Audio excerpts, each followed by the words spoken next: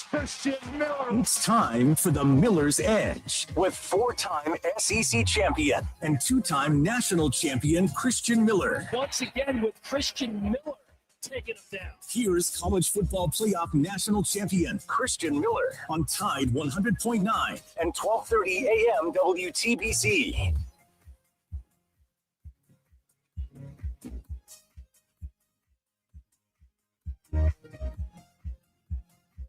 And welcome into this Talking Tuesday edition of the Miller's Edge, Tide 100.9, 1230. WTBC, hope you guys are doing well. Might as well keep rolling with the whole weather updates as soon as we get on here. I feel like that's been a common thing. And I don't know, Chase, it's slowly going back up and feels nice. It feels nice. I got about 55 degrees here on my my weather app here on my monitor. So I don't know about you guys, where you guys are at or where you're listening from, because I know we got people all over, but sounds like weather's finally getting back into I don't know, nice little groove. But I don't know if you keep up with this, Chase, either. But by the way, Groundhog's Day was the other day. I think he saw a shadow, and it was expected to have, I guess, 6 more weeks of weather. I don't even know if that whole thing is a big deal. Last time I heard of it, Chase, I think I was in like elementary school, maybe middle school. But I just happened to see a news article, and I was like, oh man, I forgot about that whole groundhog thing. Well, unfortunately, if you're like me and you don't really like all this cold weather, it's supposed to be like 6 more weeks of winter, but couldn't tell by the last couple of days, man. It's going back up. I see Crystal here in the chat. They got about 50 back home in South Kakalaki. So sounds like there's some good weather overall. Nice sunny day so far. And listen, we got plenty to talk about. Looking forward to diving into it. It's Talking Tuesday, so we're going to be talking with Clint Lamb at the top of the hour, like we always do. We'll be joined by Clint, talk a number of things, Alabama football, all that good stuff. And then we want to talk with you guys, 205-342-9904 is the number if you guys want to get in on the conversation. I know we're in the off season, but there's plenty of things going on. We just had the Senior Bowl this past weekend. We talked a little bit about it. I know there's a clip from Ryan Grubb that we were supposed to play last week, and I think now is getting some traction because I've seen a number of articles being written based off of it. I think they're at like the quarterback club convention, something like that in Montgomery, but that's circulating. I don't think we ever got to it. So we'll probably hear from him, kind of get his thoughts on kind of, I guess, the off season, some of their, I guess, things that they're looking forward to going into the next season and so forth. So we'll hear about that.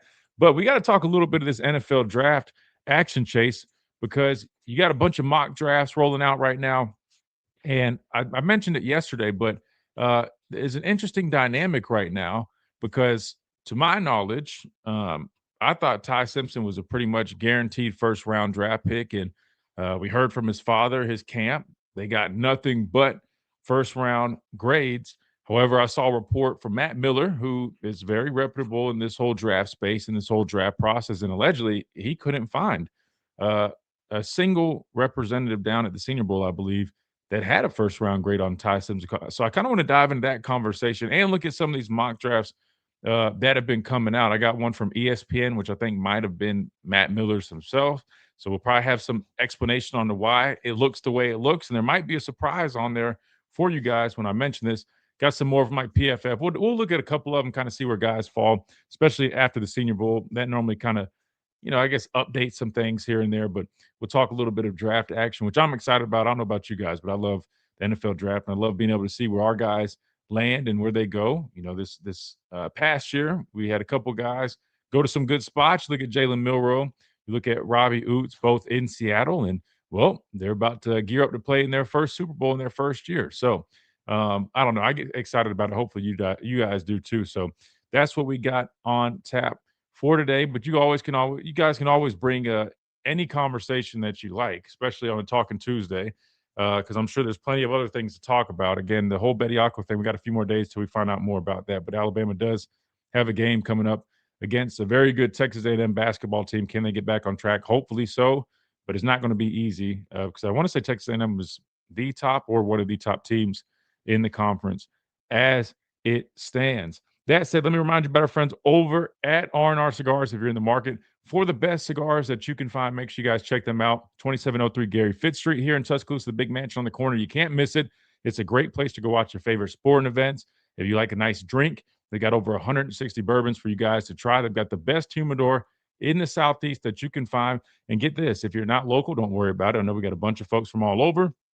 You can always go to their website, rnrcigars.com, and place an order, and you get a nice promo code if you're a listener of the Miller's Edge. Just use the code Miller's Edge on the website and get you 20% off your orders. And if it qualifies, you also can get free shipping. So take advantage of that. It's designed for our listeners.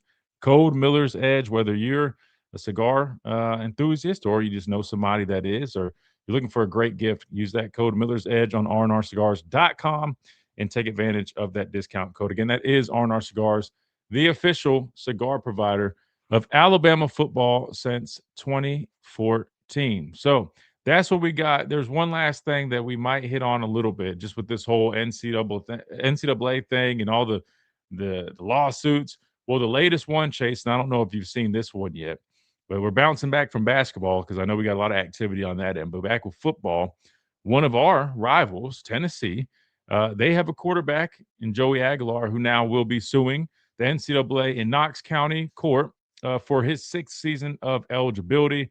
We'll kind of dive into that whole deal and what his chances are. I wouldn't be shocked if he ends up getting it, but that's just kind of the way it is now, right? So there's a good chance we end up seeing Joey Aguilar this upcoming season, barring any changes. But yeah, just more of those will probably be coming this whole offseason. So I guess we can expect for that. But I'm curious to see how it all plays out with Shameless too, Chase. I don't know if there's been any updates on that end, but that's a big deal because if he ends up going to the draft, I think he can end up getting picked pretty high. Could affect a guy like Ty Simpson, or if he comes back, we all know that would be huge for Ole Miss. So just some interesting stuff developing with all that. But we got to hit a timeout. When we come back, we'll keep on rolling right here on this Talking Tuesday edition of the Miller's Edge. Tide 100.9, 1230 WTBC.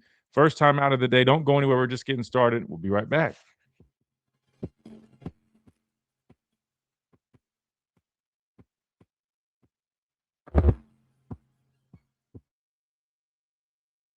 What's up? Who we got in here? You Kenji, what's up? Phil, what's going on? Crystal, what's up? Carson, what's up? Dwight, yes, sir. Mike, what's going on? Mario, what's up? Think some teams might wait for next year's quarterback class. They could for sure. They definitely could. We'll have to see though. I mean, when you say wait, I will say, I mean, I could see them waiting maybe a couple rounds. And definitely, I mean, there's some guys that have potential. There's no doubt. There's no doubt about that.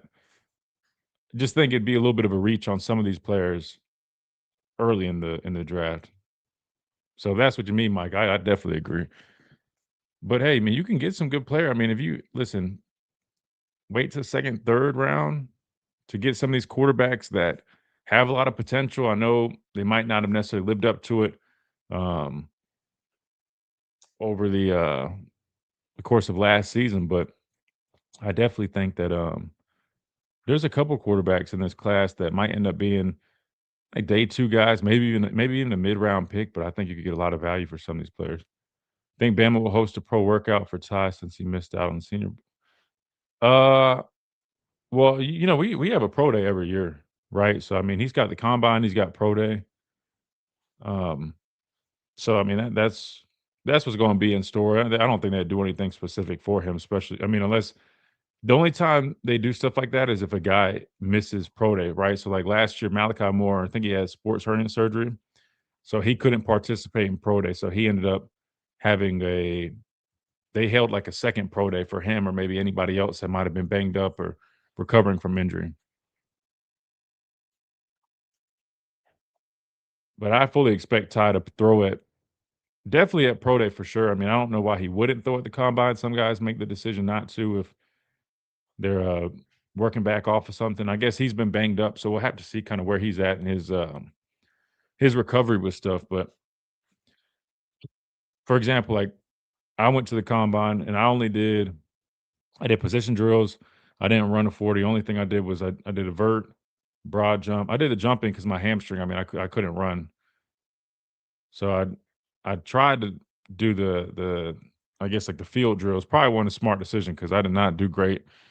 Um, Part of that was my hamstring. The other part was just man, I just felt out of whack being there for several days and sitting in a hospital doing testing for 10 hours and then meeting for literally 12 hours a day. It just was man.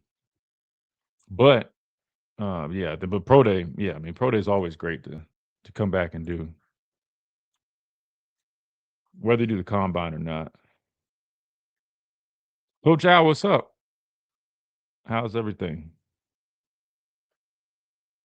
I think y'all gonna think this whole mock draft thing is interesting, though. I'm not gonna lie to you because the one on ESPN, man, not to spoil anything, but definitely might, definitely might catch you guys by surprise. Because definitely caught me by surprise to an extent. I mean, you'll see in a second. All right, I think we're about to come back.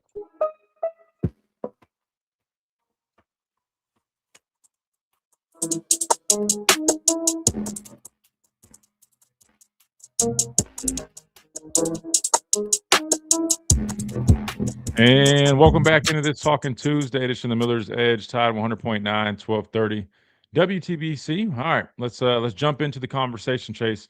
Again, Talking Tuesday means we will have Clint Lamb at the top of the hour from Cover Crimson, so we will speak with him then. If you guys have any questions or anything that you want us to discuss, you always know the drill. Drop that in the chat, or you can always leave an app message. That way we can either ask Clint or just bring up the conversation and discuss it for you guys. So make sure you guys are stay tuned for that. All right, in terms of some of this draft stuff, I want to start here, Chase. Have you seen any of these mock drafts recently? Now I know they're kind of flying out, and there's a number of them, but let's start with this one from the. I think this is from PFF. Before I get into the ESPN one, um, because this one I guess a little bit more positive, right, from an Alabama perspective. Fernando Mendoza, I think he's widely regarded as the number one overall pick, Chase. I don't think many people are disputing that. You got the Oakland Raiders. Oh, Oakland, man, Vegas. I'm sorry, I'm still thinking old school. You got the Vegas Raiders with that number one pick, needing a quarterback. I think he'd do great there. I don't know if you saw his little snippet with what is it called, man? The thing with like Caleb Presley, I think it is, man. Fernando is a media treasure, by the way. If you guys haven't seen it, it's hilarious. But you got him as the number one pick at quarterback.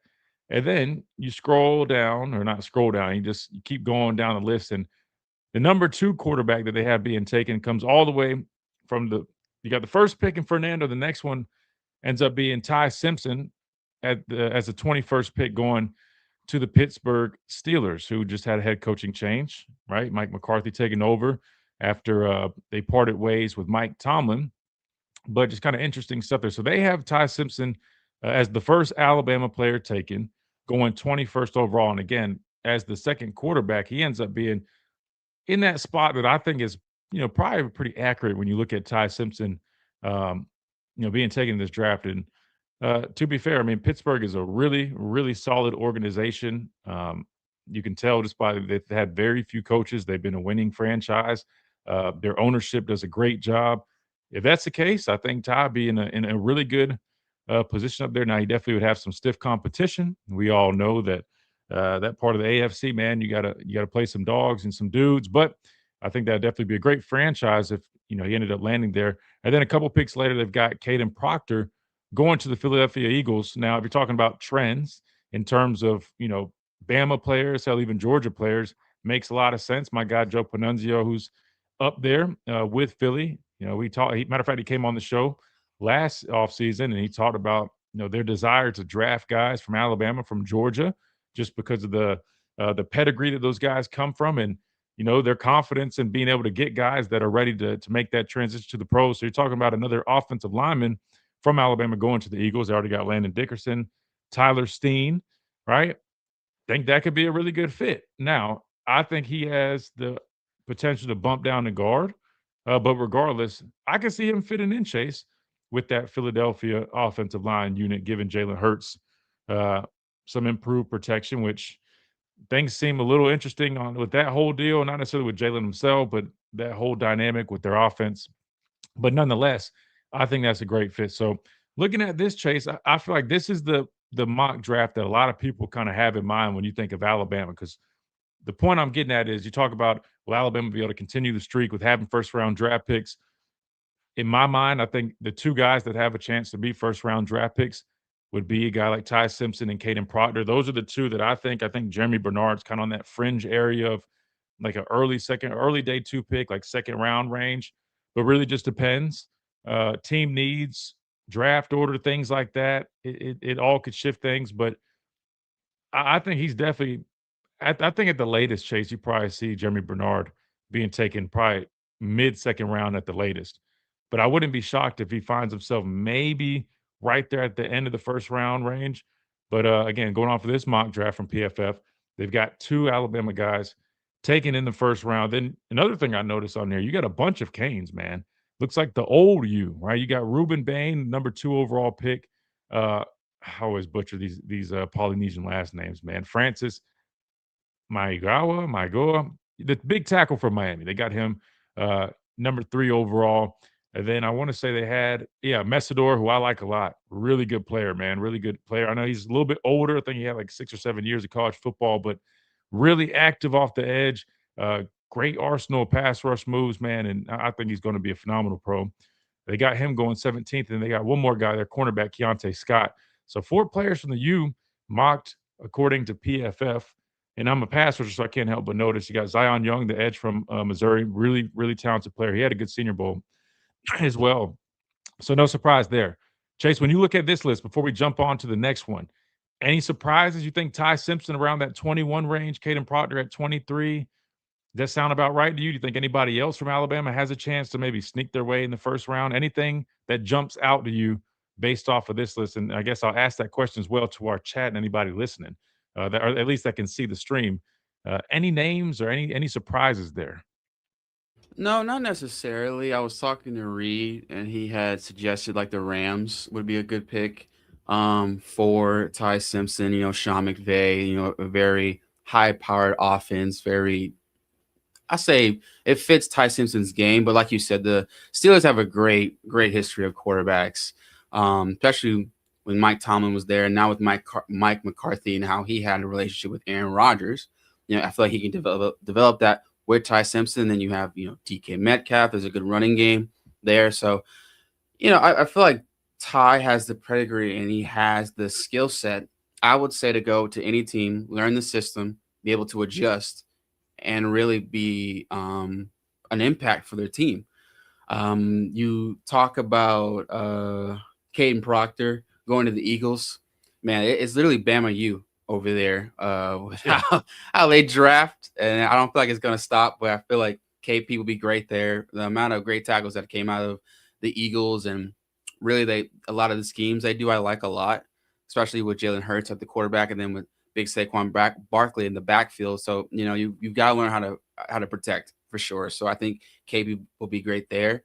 You had mentioned the edge rusher from Missouri, Zion Young. I think he'll be huge for the Patriots. I think Mike Vrabel, a defensive mind kind of coach, I think he'll definitely flourish there. But yeah, it's a lot of great players in this round. I'm scared though with Jeremy Bernard. I feel like he'll fall a little bit farther because there's so many great wide receivers.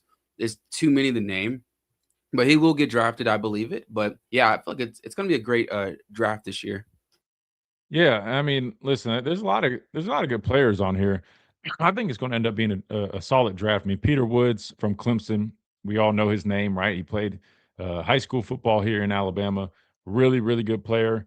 They got him mocked to the Bengals. I think he's going to make a great pro, man. He's got all the tools, man. I'm really, I hate that we didn't land him because I would have loved to see. Listen, he would have been a huge difference maker with this defensive line. All the talk that we have about, players like that, like, dogs on the line of scrimmage, dudes that can play on the other side of it, get after the quarterback, be physical in the run game. That's Peter Woods, man. Really wish he would have ended up playing here for Alabama, but he's going to be a great player. Caleb Downs to Dallas. That'd be dope. He'd be paired back up with Tyler Booker down there in Jones World. We all know, man, he's a phenomenal football player. So seeing him taking 12th, I think that's about there. But Averill Reese, I like him from Ohio State. He's a dog, a dude that can kind of line up all over the place, outside backer, inside backer. Sonny Styles, I mean, that's the other backer. They had like 2 action figures at linebacker this year. Man, they had like 6'4", 6'5", 240 guys that can run. Jeremiah Love, really talented running back. They got him going 8th overall to the Saints, man, which is really high for a running back. We all know that. Typically, they don't get that much love, but and CJ Allen, I like him a lot from Georgia, the linebacker. And I'm probably skipping over some people, but I don't want to spend too much on this because I do want to jump to the other one because the other one's a little bit more, I guess. It might make you question some stuff a little bit. But first, we got to hit a timeout to stay on schedule. When we come back, we'll take a look over at the other mock draft that recently came out, the ESPN mock draft from Matt Miller. Some interesting stuff on there, and you'll see why when we take a look at it. When we come back right here on the Miller's Edge, Tide 100.9, 1230 WTBC. Don't go anywhere. Quick timeout. We'll be right back.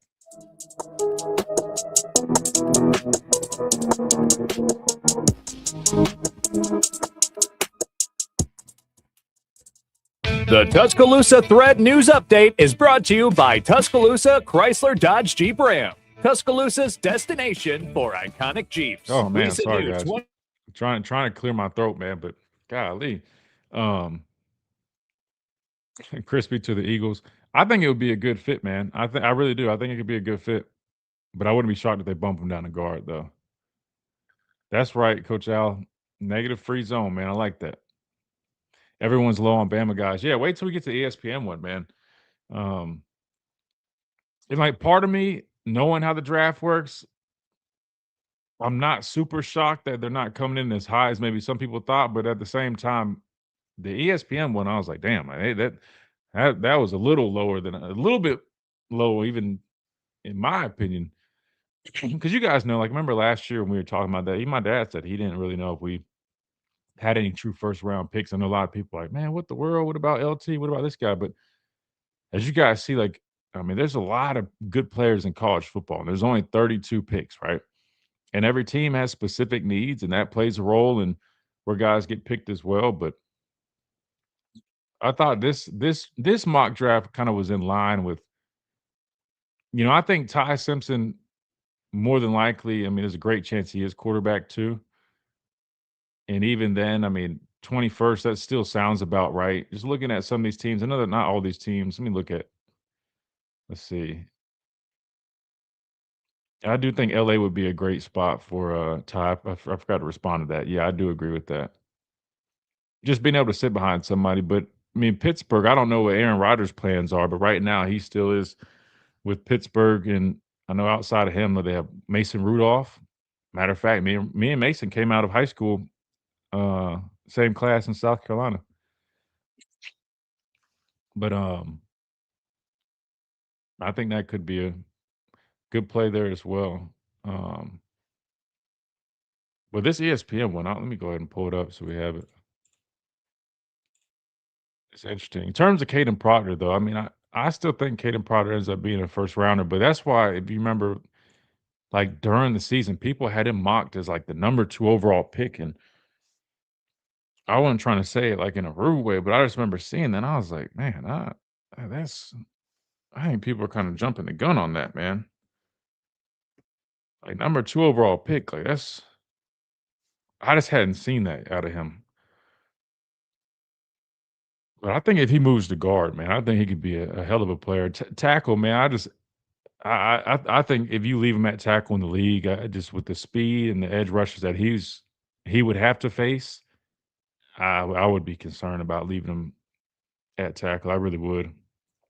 He's a great athlete for his size, but he just really, and he's gotten better, but they continue to just cause him fits, man. The guys that really come off the edge with speed. And when you're facing guys like, my former teammate Brian Burns and Micah Parsons, who's got like probably the most explosive get off I've seen, and these guys have counters. They have, I mean, yeah, like it's a different ball game, man. Totally different ball game. They drafted Will Howard out of Ohio State, but is he practice squad? I don't even. Where did he get drafted? What, 6th round? I think maybe. Um, I still wouldn't be shocked if they end up taking a quarterback. I don't know how much stock they put in. I mean, you got Mason Rudolph. Mason's been there. I want to say he's been there like damn near his whole career. He's been there a while, but they're going to end up taking a quarterback. I mean, you're not going to put that much stock. They're not going to put that much stock in Will Howard. Yeah, 3rd string behind Mason. Yeah, I mean, they'll end up taking a quarterback. I could see something like that. I could see them taking a quarterback, but I don't know their other needs either, though. Dude, if you had Pryor next to Sewell in Detroit, man, like that would be one physical ass side. That sounds like something. I just think he would do so much better at guard. I really do. ESPN doesn't know Jack. I don't know, man. I feel like Matt Miller's not too bad. I will say I feel like he's not too bad, but and you gotta remember he does talk to all these people. So to be fair, I mean if people are telling him stuff, I mean, I'm not saying it's necessarily right, but and sometimes you'd be shocked. Sometimes there's a little deception there. People just kind of talk, kind of throw smoke, but I don't know.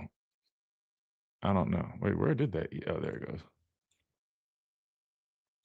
All right, here we go. 100.9.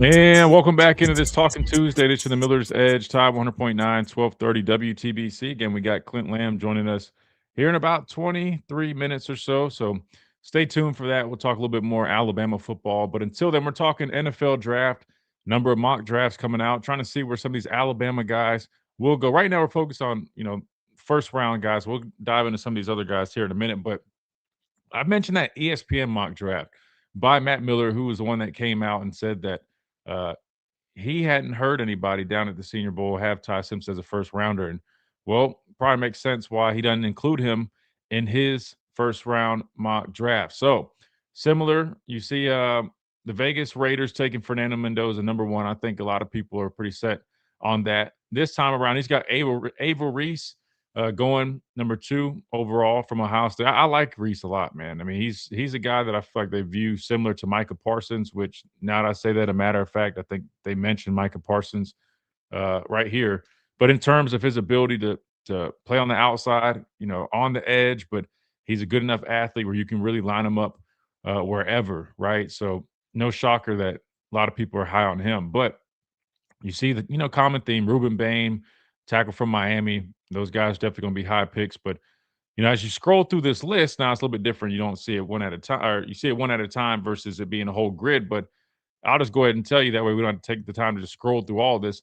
He didn't have a single Alabama player taken in the first round, not even Ty Simpson or Caden Proctor, which I know that shocks a lot of people. It's definitely even somewhat shocking to me. But at the same time, I had a feeling some people would probably be a little bit lower, even like on a guy like Caden Proctor. But I guess the most surprising thing to me, Chase, is the fact that, Ty Simpson, assuming that he's quarterback too, you just assume that alone would have him being a first round draft pick.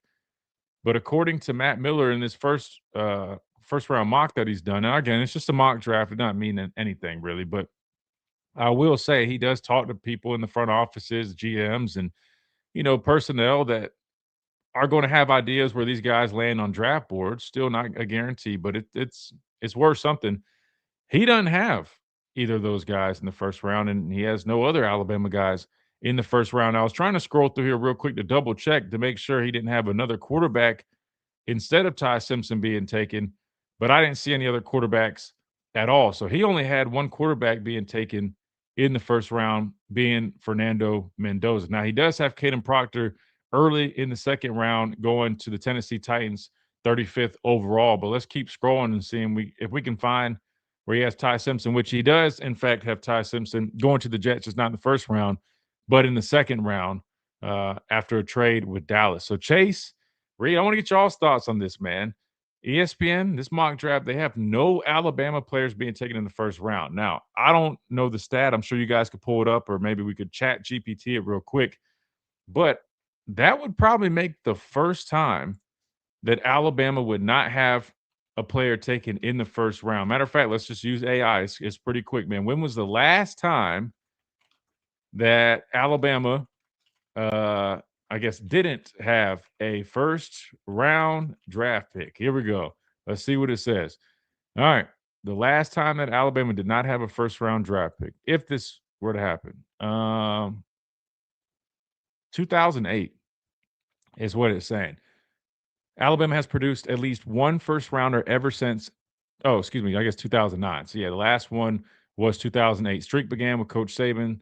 Um, yeah, in 2009, technically, right? So according to mock drafts, which is also we just figured this out, this could be potentially the first year that it happens. Does that happen? I'll be honest, guys. I don't know. I'm curious what y'all think. I think we have at least one guy taken. I think there's got to be at least one guy. I don't know, man. I feel like knowing how quarterbacks have been teams have reached for quarterbacks in the past. I have a hard time finding it I guess believable that there's only going to be one quarterback taken in the first round. I just do because I've seen some of these other quarterbacks that teams have reached on in the past. I don't know. And then you look at a guy like Caden Proctor and how valuable offensive linemen are, and knowing that he played tackle throughout his career in college. Not saying he can't do it in the NFL, but if you were grading him as a tackle, I mean, I would say he's probably more of a day two guy. However, with his ability or the potential, I should say, that he has, if you do bump him inside the guard, I just to me that I don't see him. I mean, even if it's late first round, I wouldn't be so. Listen, I wouldn't be shocked if he ends up being an early second round pick. I wouldn't be shocked, but I think there's a good chance he slides in the first round because offensive lineman, man. I mean, we all know those guys are hard to come by, and teams always value, uh, an offensive lineman that they feel confident in and can come in and really contribute and help a struggling unit. And to me, you look at Caden Proctor, while he might not be the perfect prospect, I mean, he's 6'7, 360 pounds. For his size, he's a great athlete. He does struggle in space on that island out there, but he's a strong dude. He moves well for that size. I don't know, Chase. What do you guys think? Do you think this could be? We know there's a chance, but do you think this actually happens? Do you think Alabama will go without a first round draft pick this year? Christian, I'm going to say no. I think it really just comes down to what you referenced earlier. I think it's team needs and also the fact that most teams, especially recently, have reached on quarterbacks. That's just naturally been seen. But I think it's more of team needs. I look at a guy, I don't know if you could scroll up real quick, but I think at 34, they had Jeremy Bernard, which once again is a fringe top. Oh, good call.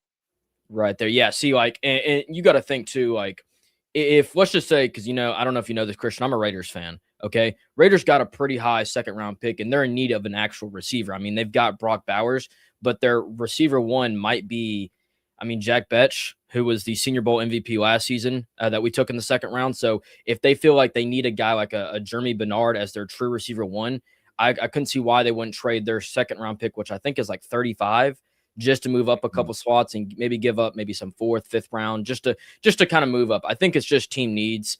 And ultimately, we don't know what trades will happen on draft night or even until then. So until the actual, I guess, pick comes up, I'm going to say no, I don't see it happening. I think there will be at least one, maybe two. I agree. If you had to guess which one, so say you said, all right, at least one. If only one were to be taken, who do you think that one would be out of those three guys you just mentioned? Or I guess we couldn't. You could include LT. I guess maybe. I'll be honest. I think LT is a day two guy. Probably like late second, maybe early third type deal. Yeah. I think LT could have that conversation. Once again, it literally takes the right team that feels like, all right, this guy fully fits our scheme. But I'm actually going to probably say Jeremy Bernard. I just think that not just the fact that, we're in need of him, but also the fact that he's shown this last season how versatile he is as a player. And I just think that you can help kind of any team, whether it is on the receivers, whether it's, what if they feel like that he'd be good on kick return, like if the more he can contribute, like the Swiss Army knife, I think that a team might take him in the late first round because of how much value he doesn't bring in one area of the game, but multiple. Yeah, I think. Look, when you talk about personnel and front office and scouts and coaches, typically the way it works is, I know a lot of people get caught up in the testing and all that, but that's normally a little bit lower on the totem pole, right? I mean, really, first and foremost, they're going off of tape. I would say that the totem pole probably looks like tape. Then you got, measurables and things are always important, but I wouldn't say it's like up there. Tape is like first and foremost. Then you probably have I guess measurables and stature stuff is really important to them because you got a lot of guys that are very productive in college, but if they don't have the right makeup physically. You see guys get knocked for it all the time, so that's a big deal. Production is something, but it's not that big of a deal like some people might think. I know a lot of people see guys that have a whole bunch of college production and assume they're all going to be first rounders, but that's not how it works. I'd probably say production probably comes underneath the first two mentioned. And then you got testing, which really they always say it's really just to check boxes. You know what I mean? So, all right, this is kind of the range that we look for as a receiver, as a DB, as a linebacker. As long as you're kind of in that range, it's great. Now, if you exceed, it just kind of helps get more attention on you. That said, I think Bernard, man, he's going to check out. I mean, in terms of the tape, check, right? Production, he's had very solid production. Check that box. Measurables. I mean, he's a big physical dude. I think probably 6', 6'1", in that range, probably in between, but he's solid. He's going to check that box. I think if he tests well, it's probably going to help him even better. Like if he goes and runs a really fast 40, I wouldn't be shocked if it bumps him up a couple spots. Because I mean, if you go back and watch, man, he was Mr. Reliable for us, and he had some injuries that he dealt with. But if you just watched his consistency throughout the year, I mean, it was second to none. And you can line him up at a number of positions. To me, he's got pro written all over him. I think he's going to make a great pro, and I think a lot of teams can see that. So I don't know if I would say he would be the guy I would pick to be a first rounder read, but I will say I think he's going to end up being taken probably pretty early, given That's that he checks really all the boxes. Yeah, and that's really kind of my my kind of hindsight of looking at it is that he does check all those boxes. But with that being said, Christian, who do you think is the guy if you had to pick one that would be selected in the first round? It would definitely be between Ty and Proctor. I lean Ty because I look at this quarterback class. I mean, you look at it now. I mean, Raiders, they're going to take a quarterback. I'm pretty sure everybody can assume that. The Jets need a quarterback, but I don't think they'll necessarily reach either. So I don't think they end up taking one with that second pick. If there's somebody that, because personally, I don't think even Ty, I figure it'd be a little bit of a reach if you take Ty at 2, just me being honest. I think what they could do is trade back, get some more picks, and then take him a little bit later. But I still think he ends up falling in the first round. I have to look at some of these other teams. I don't want to waste too much time scrolling, but I'm sure there's probably even another team. I mean, even if you look at maybe Cleveland, I know that they've got a bunch of different quarterbacks, but still, the reality is if they're not like guys that you really, I guess, feel comfortable and confident. I mean, I know, listen, I know a lot of people are high on Shador, Dylan Gabriel, okay, but if there's a quarterback that they felt was better, they would take him. The problem is, I don't think there is somebody in this class that they would reach that early that they feel like is that much better right now, maybe. So maybe pass on that. So I don't know. I don't know how many teams I would necessarily say are looking for a quarterback, but I find it really hard to believe that only one quarterback would be taken. So we got to hit a timeout. What we'll do is we'll hit this timeout. I'm going to look this up. When was the last time only one quarterback was selected in the first round? I feel like it's probably been a while. Could be wrong, but I just have that feeling. So that might help me pick. But yeah, I would say between Proctor and Ty. So we're talking NFL draft where these guys land. We need to talk a little bit about some of these other guys that might not necessarily have first round or even second round mocks, but definitely should hear their name called in the draft. We'll talk a little bit about that before we head to the top of our break, and we'll be joined by Clint Lamb right here on the Miller's Edge, Tide 100.9, 1230 WTBC. Quick timeout. We'll be right back.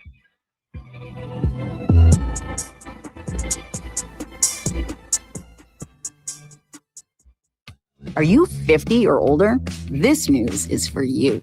The CDC recommends you get vaccinated against pneumococcal pneumonia. Even if you're healthy, your age puts you at risk. People 50 or older are over 6 times more likely to be hospitalized with pneumococcal pneumonia. You know what I think could probably happen? I could see a team trading back or like trading up, maybe I should say, but basically trading and taking Ty in the first round. I guess in 2022, Kenny Pickett was the only quarterback taken in the first round. So I guess it wasn't that long ago, but it's definitely not a very common thing. Why can't I move this out the way? Why is it stuck right there? Hold on. Let's see. Let's see what other years.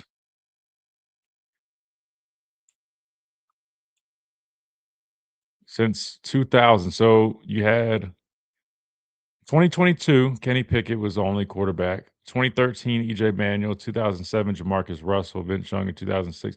So I guess you had to span 05 to 07.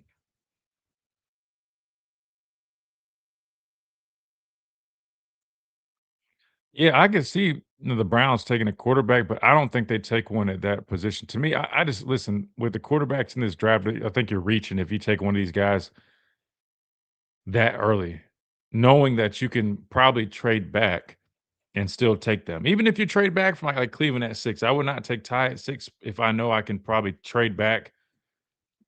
Because look at it, Washington don't need a quarterback. The Saints, they don't need a quarterback. I mean, didn't what's his name had a pretty decent year? Slaw. I mean, can we click on this? What were his stats? I mean, I know they just took him last year. I think he was decent. By no means great, but I don't think they necessarily are in desperate need of taking a quarterback. At least not there. Never know.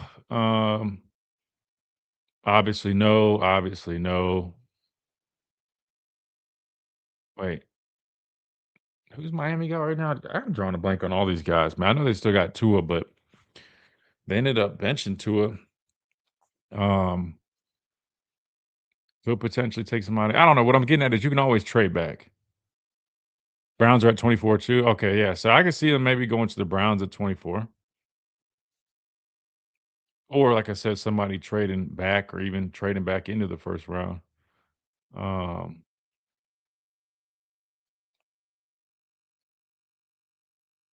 for some reason, I thought this guy like announced that he re-signed with Texas A&M. Am I making that up?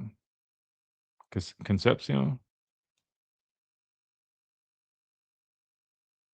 I could have swore he re-signed with Texas A&M.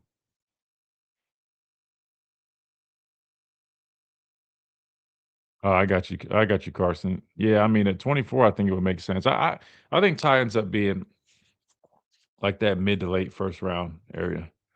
And this is just a mock draft. Doesn't mean anything, but it is interesting that he's saying that teams don't have a first round grade. Now, again, remember that doesn't mean you don't. There's a lot of guys that don't have first round grades that end up getting taken in the first round. I wouldn't say a lot, but it does happen. When was the last time our starting quarterback wasn't drafted? You mean like at all, or you just mean like early on? Not drafted at all. Mm, probably what? Jake Coker or Blake Sims? I would say that was probably the most recent because who came after that? What, Jalen was immediately after that, right? Because 2014 was Blake, 2015 was Coker, so it would be Coker, right? It should be Coker in 15. Yeah. 15 was Coker, 2014 was Blake, and I think everybody since then has been drafted.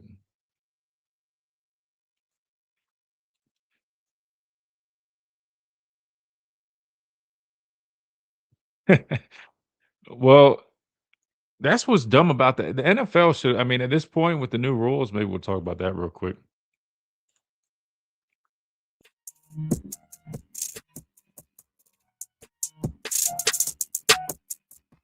And welcome back in to the Miller's Edge. Tide 100.9, 1230 WTBC. We got an answer on that, by the way. The last time only one quarterback was taken. So 2022, you had Kenny Pickett. He was the lone quarterback taken.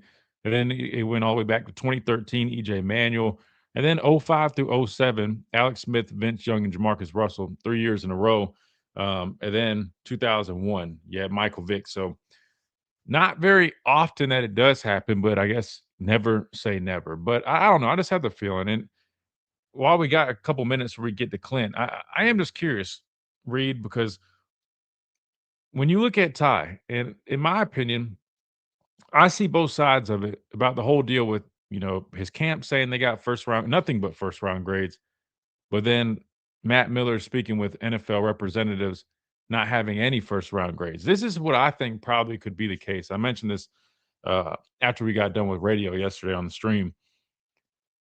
I think if you look at it from the whole picture perspective in terms of team needs and you look at the quarterback class. You just look at the whole picture, right, on what could happen or what should happen if you're trying to project how the draft goes, the flow of the draft. I think it makes sense to view Ty Simpson as a strong candidate to be a first-round draft pick. On the other end, from maybe Matt Miller's end, speaking to representatives in the NFL, whether there's GMs, front office personnel, coaches, scouts, whoever, I could see a world where many people don't necessarily view him as a first-round talent. And here's why I say that. Not because of the talent, because Ty has a lot of ability and a lot of talent, and then we've seen that. But if you do look at him as a prospect, I will say, and I know he battled injuries. I want to make sure we include that. I could understand why some people might view him more as maybe a day 2 type prospect, given on his body of work from this past season. Not to mention that this past season was his only season as a starting quarterback in college football, which we all know that's always going to be a knock, right? It's always going to be a knock. Whoever you are, and especially at quarterback, if you've only had one starting season, they typically view that as, I wouldn't call it a red flag, but a little bit of a knock. It's one of the butts. Coach Saban always used to tell us that, right? In the draft, they're looking for the butts, right? The BUTs. You know, this guy's great, but he only started 1 year. You know, he's a great pass rusher, but he has a tendency not to set the edge, right? So I think when you look at that, and then you look at a little bit of the inconsistency that we saw, more so really, you know, I would say the first game, you know, not a great performance for Ty, but it wasn't as bad as a lot of people charted up on him. As a team, it was terrible. On him, it was bad, but maybe not as quite bad as it seemed. But then after that, he went on a stretch where he looked like the best quarterback prospect in the country for, I would say, about a month and a half, so to speak, until we got to about, and I'm probably forgetting, I don't have the schedule pulled up, but I feel like around like the South Carolina game, maybe the game right before that, it seemed like it started to kind of trend the opposite direction. And that's probably around the time where he was getting beat up or really started to deal with some of those injuries. I'm not sure the timeline. And I'm not trying to make an excuse, because at the end of the day, they know the reality is all these guys are banged up and injured. I mean, majority of these players in college football have some type of ailment that they're dealing with. So it's not going to necessarily be the biggest, um, not necessarily excuse, but you get what I'm saying? They're not going to necessarily just give them a pass for that, because there were some inconsistencies down the stretch. And that's going to definitely, you know, sit with people, especially, you know, the last impression they have of you is going to be those last few games. And you know, the Indiana game wasn't a great showing. Granted, he got knocked out of it with the rib injury. The Oklahoma game was one of his better games that he had in recent games. If you look at it, some of those throws he made. I mean, the back shoulder, I think to was it Horton.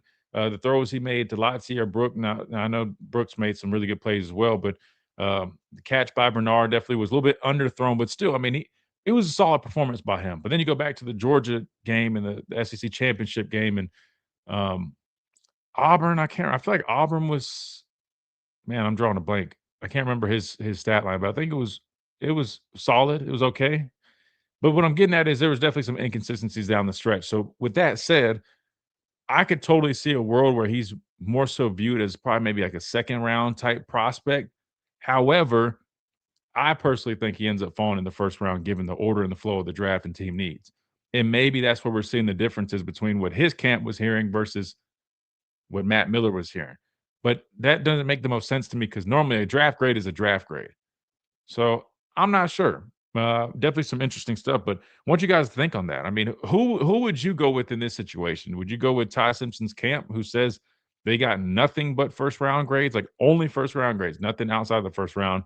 Or Matt Miller, quote unquote draft expert. And I don't mean that in like a slight. I'm just saying like that's, you know, what they're called, right? Draft experts that said he had not a single first round grade. So two, you know, strong contrasting, I guess, sides here.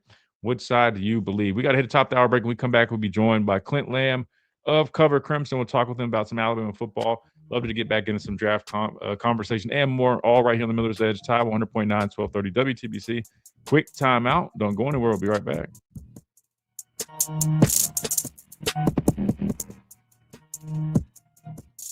WTBC Tuscaloosa.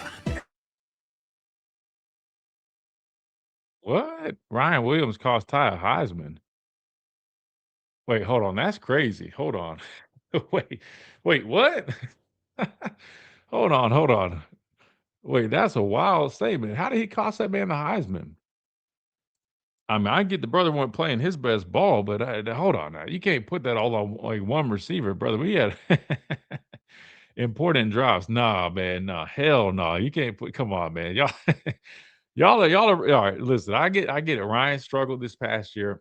Hey, we're not going to disagree on that. I mean, that's evident. Anybody with eyes could see. It won his best season. I got faith in the young man, but I also know, man. I mean, they got to help him out some. But anyway, nah, come on, man. Let's not do that. He didn't cost that man that. No, if anybody costed him a Heisman, it was the offense as a whole. It was no running game. It was inconsistencies up front. I mean, it doesn't help when your star young wide receiver that you're expecting to be like one of the best guys in college football. I mean, I get it. That doesn't necessarily help, but nah. If we're going to try to pinpoint one thing, I would say the fact that the offense was uh, struggling to the point where we couldn't run the football, whatever. That's what really costed uh, everything, really. If Tigers on day 2 will be hurt, really could have went to Miami or Tennessee. Nah, I mean, listen, even if you're even if he goes in the second round, I want to say if you go to the top of the second round, I want to say signing bonus still around like $4 or $5 million. Excuse me, not far off from what he was offered by Miami. Let me see. Expected signing bonus of early second round picks. It's gonna be in like that $5 million range. But I don't think he would be hurt because I mean, at the end of the day, he didn't want to go play for another school, which I mean, I don't blame him. I mean, you were voted captain here and whatnot. Not saying you couldn't do it. I really don't think Bama fans would really hold it against him. It would be a little strange seeing him for a different team, but I think they would know his heart, and I don't think they would necessarily hold it against him. But that said, I mean, definitely respect it. But picks 33 to 35, expected signing bonus is around 3.8 to $4 million. So yeah, I guess it is. Yeah, I guess that is a little bit of a difference. But I don't know, man. I don't think he'd be too hurt because I think that's kind of what he signed up for. He didn't want to play for another team anyways. But I guess I mean that is a big difference though. $6.5 million versus I guess maybe let's go 4. We'll just round it up. 4, $2.5 million difference. Then you technically could have entered the draft the following season. But the problem is next season I feel like the quarterback class is much better. So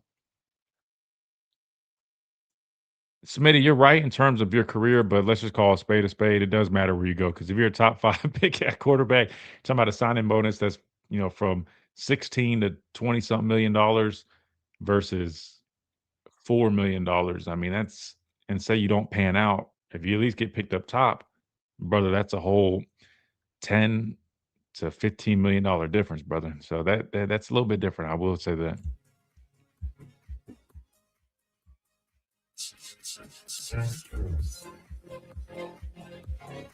And welcome back into this Talking Tuesday. This is the Miller's Edge, Tide 100.9, 1230. WTBC, we're now joined by our friend over with Cover Crimson, Clint Lamb. Clint, it's been a minute, man. How's everything going with you, brother? It's going great, Christian. Don't have a dentist appointment this week. So I wanted to first come on and apologize for last week. That has never happened to me before, and hopefully it never happens again. But I appreciate your patience, brother. I really do. Oh man, no, you're good, brother. Like, listen, things happen, man. I'm glad you're up and running, man. Dentist appointments aren't the most fun. At least they weren't for me. At least when I was younger, I did not really like the dentist. It was the sound of that drill or whatever you call that thing that they use to clean your teeth, man. I hate that noise. But anyway, man, I'm glad I'm glad everything's going well for you, man. Wanted to catch back up with you. It's been a couple weeks since we've talked, and things have slowed down. Transfer portal definitely has died down a little, but there's still some activity. I want to start here, Clint, because this was the most recent news that we've got, and I've seen some mixed reactions, and we kind of discussed it a little bit yesterday. But Alabama, in fact, added yet another addition via the transfer portal. This time coming in the likes of running back, former Tennessee and App State running back Khalifa Keith think he's about 6'1", 235, pretty solid built guy. But tell us, Clint, just your overall impressions of him. I tried to find some tape on him. I couldn't really find much, so I didn't have a whole bunch to go off of. But my initial reaction was it really just felt kind of like a depth piece, adding some depth in that running back room. Guy with a little bit of experience, not a whole bunch playing, but he's been in college football for a number of years. But what was your overall take on Khalifa Keith committing to Alabama? Well, first of all, I think that Alabama wanted to have 6 running backs, and I think that's really important because now I say they wanted 6, but there was a distinction. If you could go out there and you could get a Hollywood Smothers or a Relique Brown to add or bring the explosiveness and can really elevate your offense, and they're more of an established, sure thing at that position, then, you definitely do it because that's a position that's not overly, highly valued as far as you're going to have to spend a ton of money. It's not a quarterback or a left tackle or a pass rusher. So they were willing to do that, if they can land one of those types of players, but they just weren't going after all the big name guys in the transfer portal at that position. He had to fit and he had to bring something that could really, at least that the coaching staff though could elevate the offense. But then once that didn't end up happening, I think the attention or the focus shifted to, well, we still need a 6 running back, but it's not going to be a guy that we're going to spend a ton of money on. But, a guy like Keith, I mean, this is a player who has played a couple of years in the SEC. He has 3 years of college experience. He's from the Birmingham area. He played at Parker. And I agree that there is very limited tape out there. I watched some of the UT Chattanooga game from a couple of years ago, and they kind of were up pretty big in that game and kind of gave him some run and several carries at the end of that game. And from what I saw, he's a big back. He brings some physicality. I would like to see him run behind his pads a little bit more. He gets a little bit too upright. As a physical runner, you like to see him get a little bit more lean and really run behind his shoulder pads, but he still is physical despite the fact that he gets a little bit high with his pads. So if he could be more consistent as far as that, I think he could provide some physicality and some power, some more power to that backfield. But the contact balance, from what I saw, it's very limited, but it wasn't great. But, I still think he's a guy that he wants to play at Alabama. I'm sure, like I said, he's from the state of Alabama. He adds another number, and he brings a little bit of SEC experience. And so overall, based off of what they were looking for post missing on Hollywood Smothers and Relique Brown, this fit exactly what I was expecting. And he's not being brought in to be Hollywood Smothers or Relique Brown. He's being brought in to be a depth piece, compete for a job. If he ends up proving to be, a diamond in the rough and it was a good evaluation, he'll have his opportunities to earn carries. But I don't think at this point they're expecting him to be any sort of major part of the rotation. And so the disappointment from some fans, it didn't make a lot of sense to me if you understood what it was. But at the same time, I do understand that, when you start comparing, well, we were expecting to get a Hollywood Smothers or a Relique Brown caliber player, and then you end up getting, Khalifa Keith. Yeah, it's not the same, but I don't think it was meant to be the same. And I think the only reason they went after those other 2 guys is because they were special talents that could really elevate. So I wasn't disappointed in the move at all, and I don't think others should be either.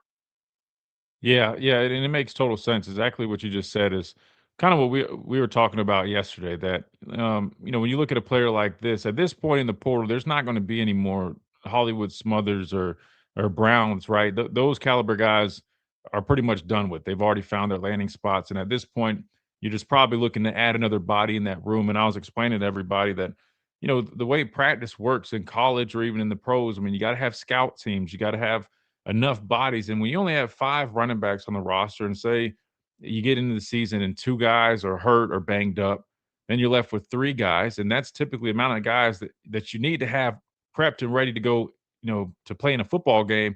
Who's going to be able to do scout team duty? So you need enough bodies. And when you understand like the roster management standpoint, you understand, I mean, not every name you bring in is going to be that name. And to be fair, like you said, at this point, that's kind of what you're expecting. Probably just add another body. If there was a guy that was a difference maker, cool, but probably not at this point. But you brought up Hollywood Smothers, and we talked about this last week. I want to get your take on this because there's something that he said in a report came out. In that report, Clint, he basically said, hey, it wasn't NIL driven. It was more so about the fact that I feel like Texas is built to win. Now, I know a lot of people took that and said, well, we made it to the playoffs last year and we're Alabama. We win all the time. But I took it, and what he meant was this upcoming season. So I want to ask you, when you look at Texas right now, Clint, and some of the pieces that they've added, some of the guys that they have back, do you feel like there's some merit to what he said in terms of Texas being a little bit more, I guess, not necessarily more equipped to win, but I guess maybe from a roster standpoint, there's maybe less, there's maybe less, I don't know, concerns or question marks there. How would you stack those two teams when you compare Texas roster right now compared to maybe Alabama's? Well, in some ways, both things can be true. It could be a situation where he felt like with Arch Manning returning, you've got the starting quarterback. You really started to play well down the stretch, finally started to more so live up to those expectations. Texas was obviously willing to spend a lot in the transfer portal. They do have some pretty good pieces coming back for next year.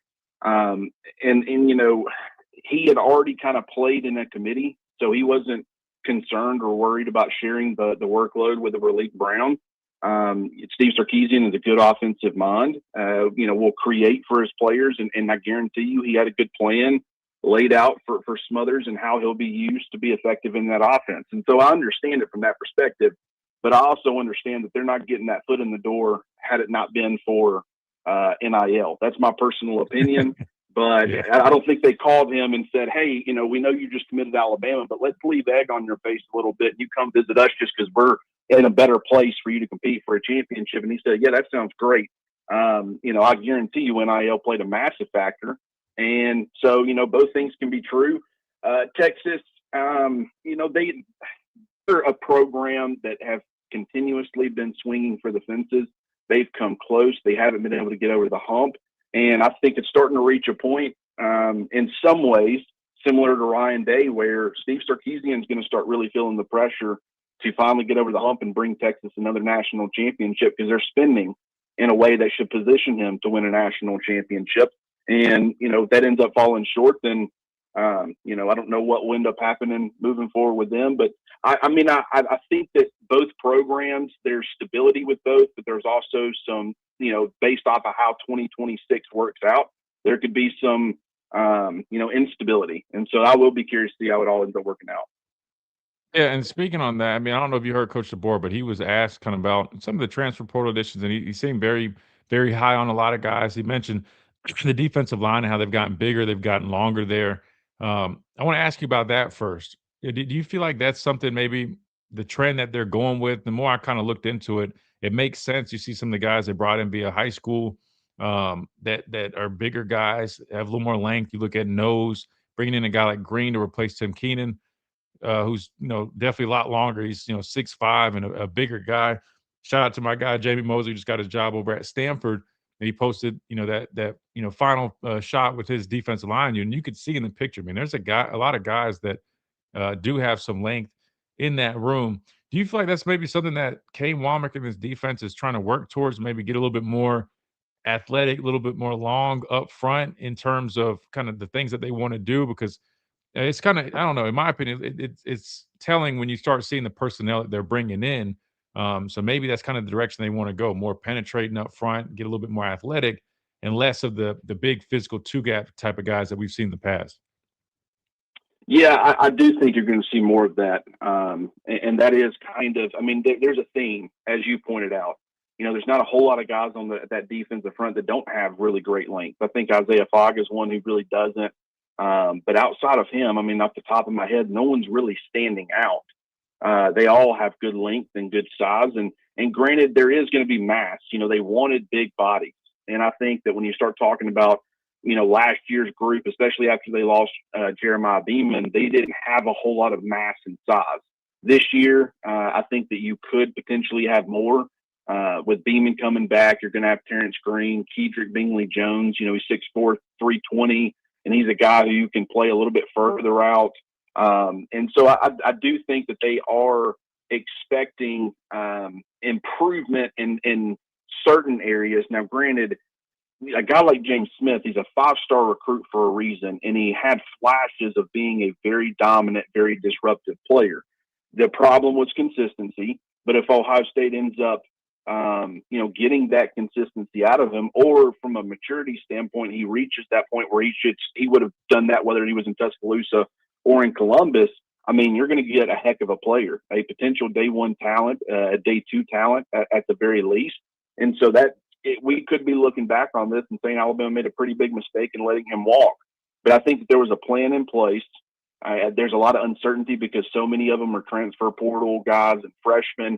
And I do think that despite the fact that a lot of Bama fans have kind of decided that Indiana won a national title pretty much exclusively because of age and experience and maturity, hearing that Alabama might still be young in 2026 and might still be relying or at least giving freshmen opportunities to earn roles on the field, that might not be something that they want to hear. But I think they're excited about this young group pretty much across the board. I mean, I talk about Jamarian Matthews a lot. I love Nolan Wilson's upside, but I still think he's a little bit raw. But, Malik Franklin, I think, is underrated. Corey Howard is one that I've been extremely high on. He's probably been one of my top sleepers, one of those lower-rated recruits who I could see far exceeding where he was, ranked coming out of high school. But then one guy that, I wouldn't say I forget about him, but just kind of gets lost in the shuffle sometimes, and that's Marion Johnson. I went and watched him, and I think he's, from a physical standpoint, isn't super impressive. He's not a first guy off the bus type of player, but when you watch that guy play, he plays hard. He does provide some versatility. And so I just think that they really did a good job with this defensive front as far as the freshman group. And they're going to give some of those guys an opportunity to earn some sort of role. But they've positioned the defensive line where they're not 100% banking on those guys. Terrence Green is a starting caliber player. Devin Tompkins is a starting caliber player. That's two of the top 5 rated transfer portal defensive linemen available according to Rivals and On3. And then, Kedrick Beanley-Jones, I think, is a pretty underrated player. You're getting Jeremiah Beeman back, and he was expected to be a huge part of things last year. And you're getting Des Zulu, who was another potential option, at that bandit position. But you say all that, but then you start looking at, okay, they lost a, day two talent, Noah T. Overton. They lost a former 5-star recruit in James Smith, who has day one or day two upside. They lost Tim Keenan, who probably due to physical stature being, a little bit shorter, not going to provide a ton from a pass rushing perspective. He probably won't go on day one. He won't probably go on day two. It'll probably be sometime early day 3 if I had to guess. But I think he's going to play in the NFL for a very long time. And so that tells you everything you need to know about him. And then you lose guys like Keon Keeley, a former 5-star, Jordan Renaud, former top 100 player, Kelby Collins, former top 100 player. So from just a numbers standpoint, like a stars and high school rankings and NFL talent, I mean, you can't sit there and look at all those departures and say, oh, well, I just know everything's going to be fine. I think there was a plan in place. We got to wait and see if that plan ends up panning out how I think they hope that it's going to. Some of those were, you really couldn't do anything about it. Others, maybe you could have talked them into staying or given them what they were looking for. But I think that they were looking to move in a different direction next season. Yeah, no, we'll definitely. I agree 100% with what you just said. I mean, it's way too early to tell if it ends up working out. Maybe how they hope it's going to work out. Because again, you lose a lot of production and, like you said, potential. A lot of guys with upside. That's a great word to use here. And you bring in some guys who definitely have potential and upside as well, but they're all new faces. So it's kind of wait and see approach. And I said yesterday, I don't even think the coaches necessarily know exactly what they truly have. And probably until spring when they actually get to be on the field, these guys, because they've only gone off of what they've seen on tape. You can see them in the weight room right now, but they haven't even really worked with anybody. So spring's going to be really, really interesting for that matter. We're joined by Clint Lamb of Cover Crimson, like we do every Tuesday at the top of the hour. Clint, I want to get your thoughts. I want to stick with defense real quick. The linebacker position, man. We talk about losing a lot of pieces. Well, you lose all 3 linebackers there. You bring in Caleb Woodson from Virginia Tech. We've discussed him a little bit. Definitely a good athlete, former DB, a guy that I think kind of fills that Justin Jefferson role. But in my opinion, Clint, that Mike Backer spot, which is so important, it's the quarterback of your defense. It's kind of up for grabs right now. And we didn't bring in a veteran from the portal to maybe fill that role like I had hoped. But you do have some young guys with some talent and potential. What do you see from that room right now? Maybe from like a guy like Luke Metz, I think, has a good chance of maybe stepping up. QB Reese I like, but he's definitely a little undersized. But I think he's got a lot of potential. Who do you like out of that young linebacker room? Yeah, it's so fascinating because the coaching staff, they targeted players, right? I do feel like that them being connected to Jordan Ross, they were looking at the pass rush and saying, man, if we could get another guy who had the upside of a Jordan Ross to play opposite Yonze Pierre, situationally or be in some sort of rotational role, I mean, that would really elevate the overall effectiveness of the pass rush. You look at what they added as far as the defensive front, which was always going to be expected when you lose what they lost. But Terrence Green and Devin Tompkins, once again, two of the top 5, transfer portal interior defensive linemen. You look at what they targeted as far as the offensive side of the football, along the offensive line and everything. And yet, very early on, they identified Caleb Woodson at off-ball linebacker. They got him on campus quickly. They didn't give him a whole lot of opportunities to take other visits and, do all that. They locked him down and got him signed early. And then at that point, they completely walked away from the off-ball, position. And you didn't hear them connected to anybody. We were all kind of speculating. Arian Carter ends up pulling his name from the NFL draft. And we're all saying, well, that would be a heck of a player. He's got SEC experience. He's been very productive in Alabama. It's crickets. You don't really hear them connected to him at all. And so I think that that's pretty telling. Like, why would they not, if we're all thinking it's kind of a problem? But I know that this approach probably wouldn't have been the Nick Saban approach, because even when you had young, talented players, I remember thinking like, okay, you've got Jahad Campbell climbing, Deontay Lawson was a player who had started to get his feet wet and play in kind of a platoon, and now he was going to expect to be a starter. And I thought that, hey, just rely on the talent that you have. And yet Nick Saban decided, well, no, we're going to go get an experienced guy like a Tresman Marshall, who necessarily wasn't like this massive impact player for Georgia, but he was familiar with the system. He had been a player who had played quite a bit. He spent his entire career at Georgia, several years in the SEC. And so he wanted to add that experience element. And even a guy like Caleb Woodson, I look at him and I don't even see Tresman Marshall, because I still think that while he does have some starting experience, I still think there's work that needs to be done. I don't look at him and think, well, that's a surefire 100% going to be a starter for you in 2026. But I like Caden Jones. I love QB Reese. I do have the same concerns you do about QB Reese's size. But from what I've seen, going back and watching, and granted, this against a lot lesser competition. It's against Eastern Illinois. It's against Louisiana Monroe. It's late in games. But I thought he did a pretty good job of getting off of blocks. I thought he showed some physicality. He just, always seems to be making some sort of play, fumble recovery, forcing a fumble, just doing a lot of different things as far as being active and around the football. So while I do have my concerns about his size, I think that they see something in him where, they were asking him to do a lot at the end of those games. I'd say asking him, he was the guy that all those young players, when they would be out there with him in mop-up duty, a lot of them don't really know what they're doing all the time. And you just saw him kind of directing traffic and getting guys lined up. And I saw field general, doesn't mean that he will be necessarily, but he was the one that makes the most sense based off of what I've seen. But I also think a guy like Luke Metz, from just watching him, he's kind of the same size as Caleb Woodson, 6'3", 230 pounds. But I think even right now, a little bit different builds. I think Woodson definitely needs to be in that 235, 240 range, no doubt about it, in my opinion. Metz will probably gain some weight as well. I don't think it's necessarily like a must, but, he's long. He's kind of a lunch pail type of player. He seems to do a lot of things well, nothing, in my opinion, on an elite level. But I certainly think he's going to be in that conversation. And then I wouldn't rule guys like Duke Johnson or Abdul Sanders, or certainly not the five-star freshman Xavier Griffin. Think he needs to add quite a bit of mass this offseason. But, that type of talent, I wouldn't completely rule him out either. It's a good group. I look across the board and I say, I have no idea who the two starters are going to be. In some ways, that's concerning. It's more uncertainty for a roster that's filled with uncertainty right now. But I look and I say, well, I could see a number of these guys emerging and becoming good players. You still got to see it, but I like the group overall. Probably my two favorites right now would be QB Reese and Luke Metz, though.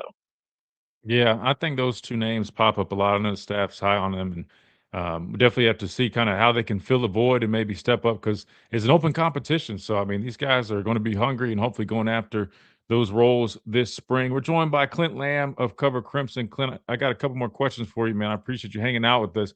One is, we got one from the chat here. It says, any updates in terms of the coaching vacancies? I want to say we still have a tight end coach vacancy. Anything you're hearing on that end, or even from the front? That I know there was some talk maybe about adding an offensive line assistant coach. I know my guy Jamie just left, so there's a vacancy with the defensive line assistant coach role. Any updates or anything that you might have heard maybe on some of those spots being filled by chance?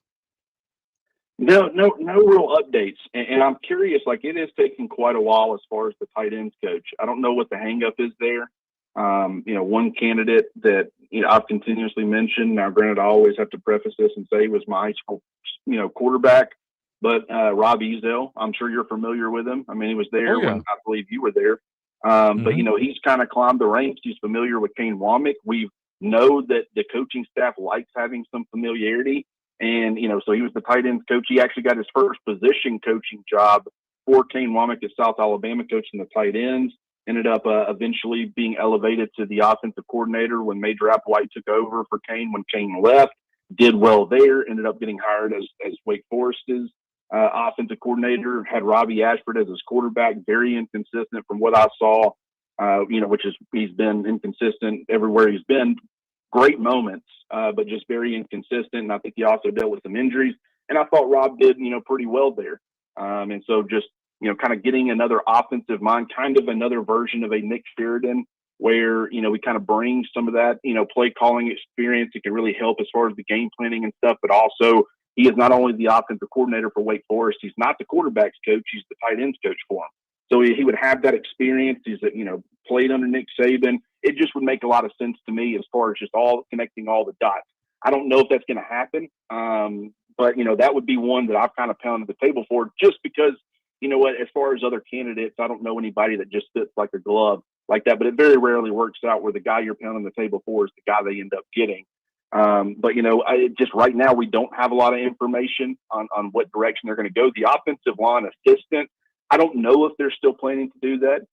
The way I've kind of, presented it was it could have been a situation where if they had planned to keep Coach Cap, they pretty much were saying, well, we at bare minimum need to get another guy in here, an assistant, to help him out and try to right this ship. When they ultimately decided to go in a different direction, maybe, Clem ends up being the only guy that they're interested in having at that spot. Or they might be, set on adding another guy to really make sure that spot gets shored up.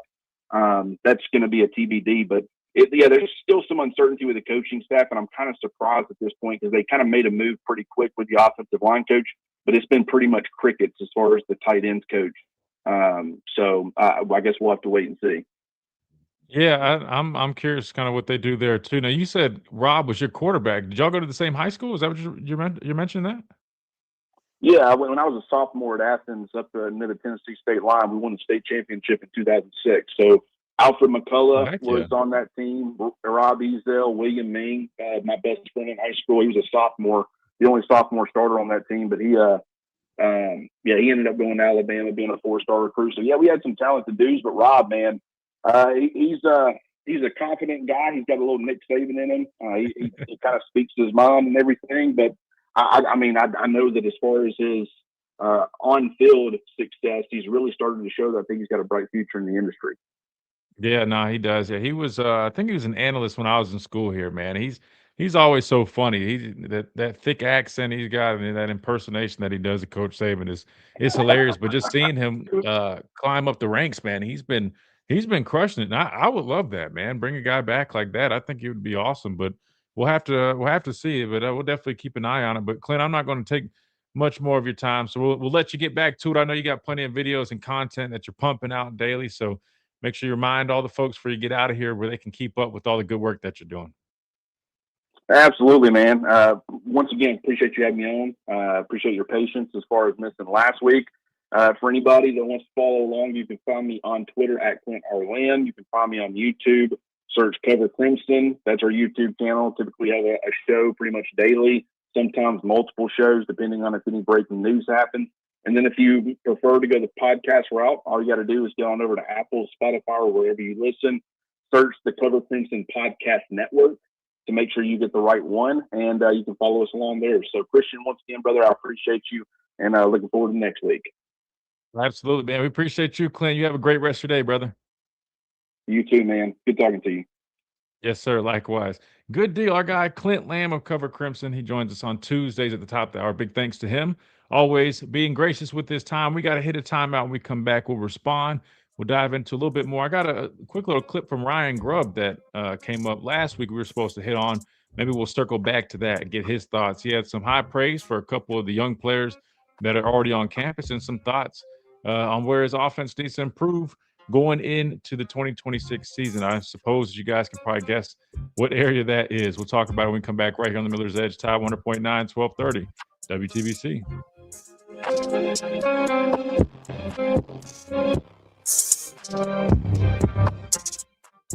This is local Allstate agent Stephen. Wait, did the highlights restart? Did he catch another pick? Wait, hold on. I was okay. They must have reset because I was like, I swore we already saw that play. Hold on, give me 2 seconds. I'm gonna run to the bathroom real quick and I'll be right back. But Dwight, I'll hit your question when we come back, or when I come back. Give me 2 seconds. Impress your family and friends for your big game party when you use kitchen equipment from Sanford Restaurant Equipment. They have electric and propane grills, fryers and butane burners, large pots, chafing dishes, and disposable chafers to keep your food warm. All types of utensils, including tongs, turners, meat tenderizers, beverage dispensers, and a huge selection of bar supplies. Make your big game party a breeze with kitchen equipment from Sanford Restaurant Equipment. They're just off Bridge Avenue before Dreamland in Northport. Two of the 80s biggest acts, Great White, Slaughter, together.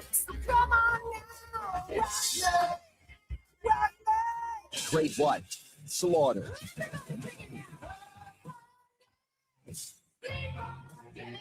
Saturday, April 18th at Pro River Resort Silver Star Convention Center.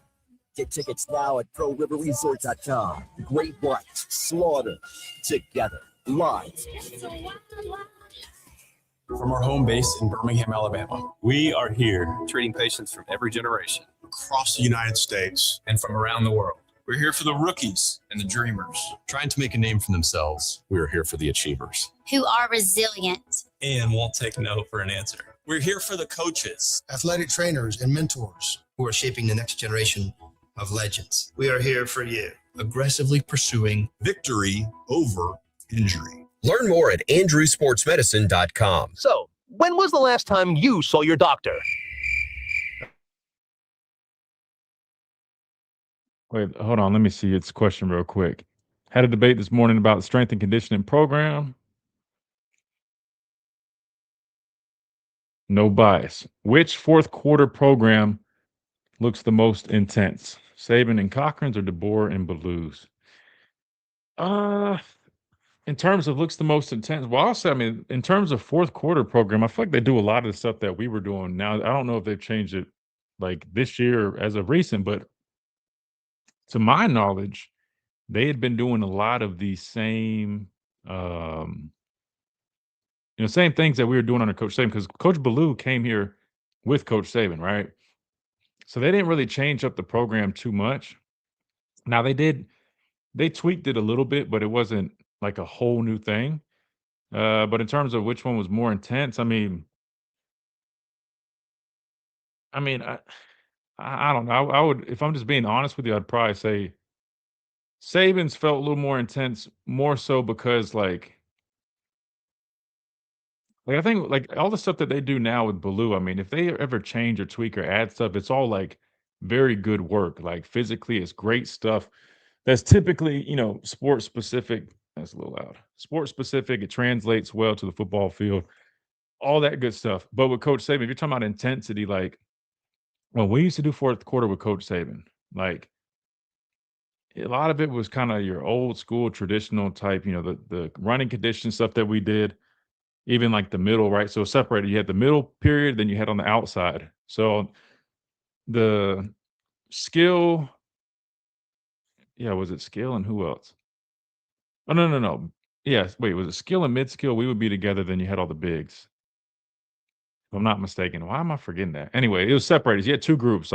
Half the team was on the outside, while the other half was on the inside. On the inside, we were doing the middle portion, which basically was Coach Cochran was leading, and it would be there'd be lines of, I don't know, probably 12, 15 different lines.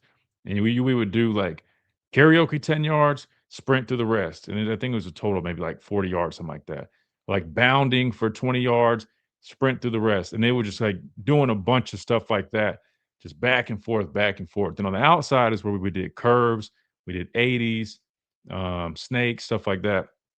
But what made it so intense, not only was, the workouts intense, but when you have Coach Saban walking around and Coach Saban was like watching everything, it just made it that much more intense because he's yelling at everybody. And then the coaches know that he's going to be on their ass if they're not on our ass. So you got this dude walking around and he's on our ass, and all the coaches every time, like, it was funny. You'd have some coaches that like when just bring back memories now. We would be able to like not take a break, but sometimes we get away with like when Coach Saban was watching, your ass better be going like all out. If not, he would flip out. He like maybe restart stuff, make you start over, and it would be hell. So like when his eyes were on you, like everything was tightened up. And it even went from like, oh, there's our video. That's interesting. It went from like, all right, so even the stretch was like tiring, bro. Like I kid you not, even just doing like the stretching was not even stretching. I guess like the warm up, like part of the warm up. Let me get this off the screen because it just looks weird. Like we do stuff like wall swings, like you're literally just swinging your leg on the wall, and I don't know why. I don't know if it was just like, I don't know, man. But that would just be, I'd be tired as hell just doing that, man. Then he would be watching. Hold on, we're about to come back.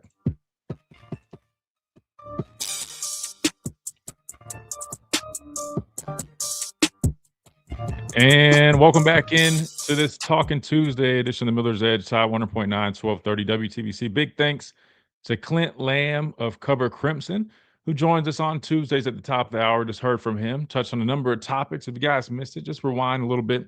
You can go back and listen to everything that we hit on. But we had a question in the chat that we just were talking about. It's about fourth quarter and kind of the differences of how it was and how it is. And really, there's a lot of similarities, but it just brought back memories. And I was explaining, like, when we had Coach Saban, running the ship and we would be doing fourth quarter, it was always just funny that, when his eyes were on you, I mean, everybody was like, you're supposed to be going like, hard the whole time, which of course we would be trying to. But listen, guys, you get to a point where like, I mean, like you're trying to survive. I'm just going to be honest with, like, there was a couple dudes we had like Minka, Derrick Henry.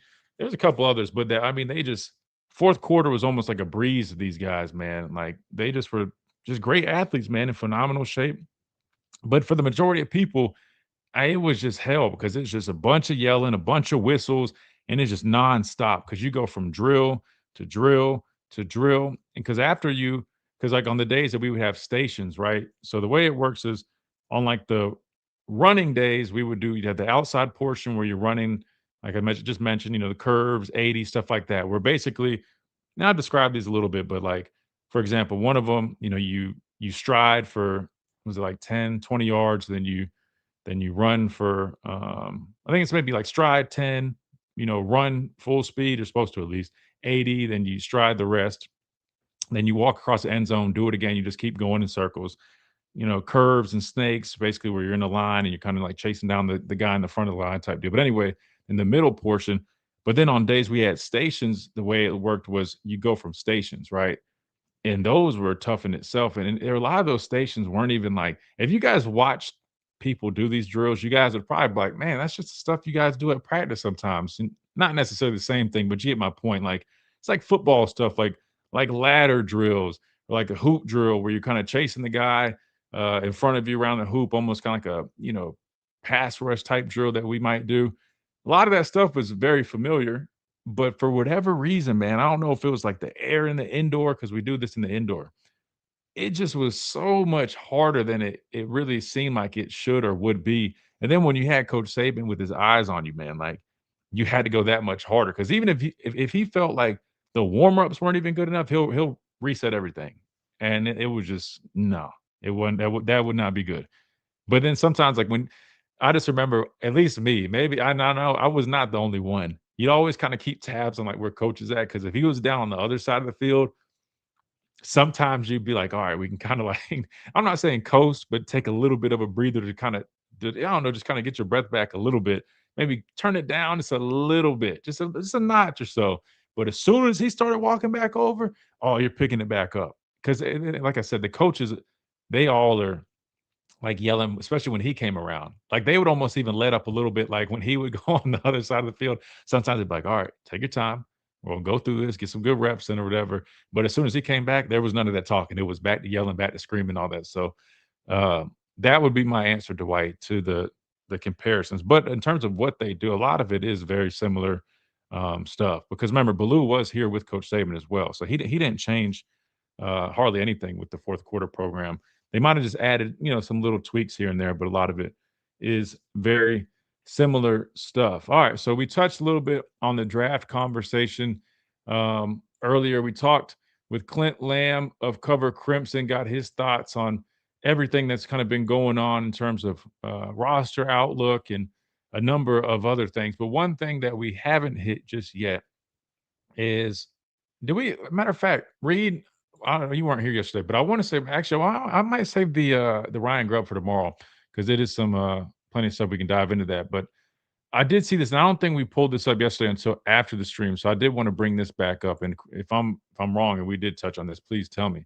But you've got these schedule predictions that are going on right now, and again, this is just from some guy who always has some crazy takes. So don't take this too serious, but he predicted basically everybody in the SEC's upcoming schedule.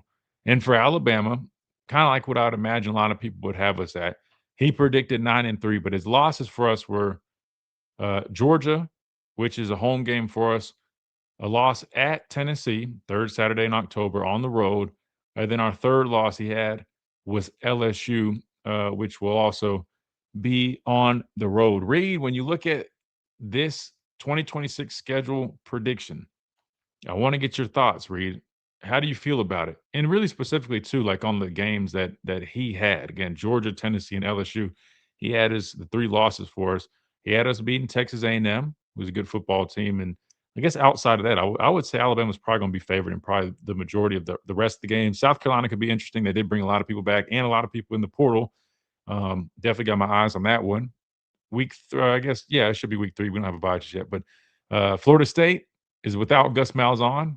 Probably some size from a number of Bama fans, knowing how hard it is to prep for a coach like that. But tell me, Reed, what are your thoughts, man, with this way, way, way too early schedule prediction? Oh, yeah, well, I'm going to emphasize this just like you just said. This is way, way, way too early, okay? We don't even know who our, definite starting quarterback is going to be, okay? So let me just put that out on notice. But, no, I mean, I don't think it's ridiculous, okay? Now, I don't agree with the Tennessee loss. Specifically, we don't know the whole status regarding Joey Aguilar. Is he, because he's doing the whole filing the lawsuit against NCAA right now. That's a whole mess. So I think we will beat Tennessee. Now, I could actually see us losing specifically against LSU. And I know everyone's like, oh, well, LSU didn't have that, that great of a year. If you saw who they brought in just in the portal class alone, not excluding their recruiting class, I mean, it might be one of, if not the best recruiting class when it comes to elite talent. And I mean, Georgia's Georgia. I feel like that game really could go either way. I could say, honestly, that's like a flip a coin kind of, we'll win, we'll lose. I am taking into account that we are at home there. So I'll probably lean 52% win rather than 48% loss. So I'll say, I think it's probably going to be 11-1, maybe 11-2, but I think the definite game that I think we will lose to is LSU. Really? So you feel confident in every other game outside of LSU? So you're saying that right now, and I know you mentioned, you prefaced by saying way too early. We still got to figure out the quarterbacks, but looking at the schedule, that's kind of where you're leaning right now. Yeah, I mean, I just think that Lane Kiffin, Sam Leavitt, I just think that transfer portal, the talent that they bring in, Jordan Seaton, they brought in the tackle that everybody that's what I'm saying. And then oh gosh, what's his name? The Ole Miss edge. I can't remember his name, but he had almost double-digit sacks last year. Exactly. And I mean, they're just bringing in all this elite talent that, especially with an offensive line that's unknown. We don't know how they're going to play. The quarterback situation unknown. There's so many gaps that need to be filled by us. And not to say that, we had a terrible, portal, I guess, go round this year. But if you look at LSU's, I just think they got us beat. They definitely brought in some really good talent. Now, like you said, it's no one knows kind of how it's going to be put together. I mean, you've seen instances where whether it's Ohio State, hell, even Florida State, they've brought in a lot of guys via the portal, and we saw how that fared. Now, I don't know if they'd be classified as the same type of portal class as the likes of LSU, but no, I get what you're saying. I definitely think without a doubt it's going to be tough. Not to mention it is on the road in Baton Rouge, so definitely got that. I'll say this though.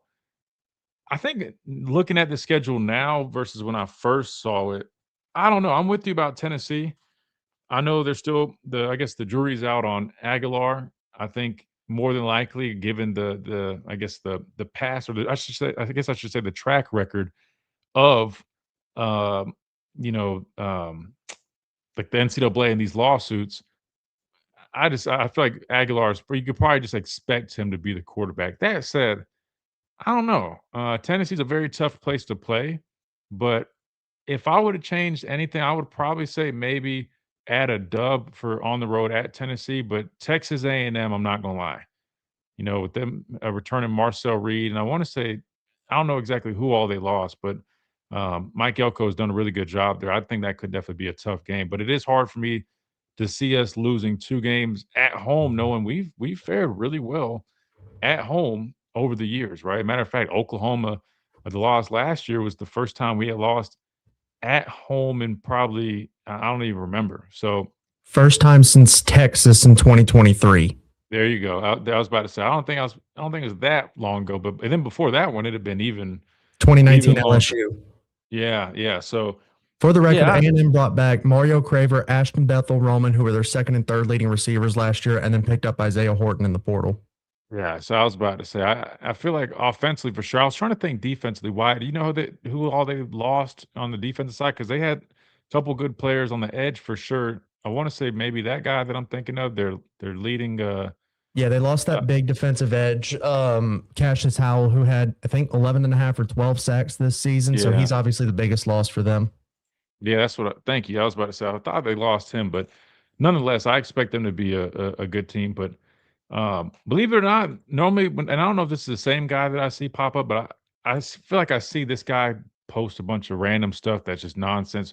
But I felt like going through he did every SEC team. I don't think it was too bad. Let me click on this thing again real quick so I can try to show you where he had. I guess his power rankings has us as 8th in the conference behind Ole Miss. He has Ole Miss 1, Georgia 2, Oklahoma 3, Texas 4, Texas A&M 5, LSU 6, Tennessee 7, and Alabama 8. But let me try to scroll all the way down back to where he was doing all this. He's got Vanderbilt going 5 and 7. He's got Mississippi State going 3 and 9, 2 opponents that we do play this upcoming season. Kentucky, another opponent that we play. He's got them going 3 and 9. He's got Arkansas at 4 and 8, A&M at 8 and 4 this upcoming season. Texas, he has going 11 and 1. Their only loss coming to OU. Tennessee 9 and 3. He's got South Carolina going 7 and 5. He's got Oklahoma going 10 and 2. Missouri 7 and 5. Ole Miss 9 and 3, which kind of is confusing because he just had Ole Miss as like number 1 on his power rankings. LSU 9 and 3. Georgia 11 and 1. Florida 8 and 4. Auburn 7 and 5, and then Alabama 9 and 3. But Wyatt, now that you're in the studio and you're looking at this again, I know this is way too early, and we don't even know what half these teams are really going to be. But let me ask you this first: when you look at this schedule now, and now after there's been portal additions, now we still don't know how it ends up turning out, but now that we have a little bit better idea on kind of what these teams could look like, comparing the schedule now to how you might have thought about it when it first was released.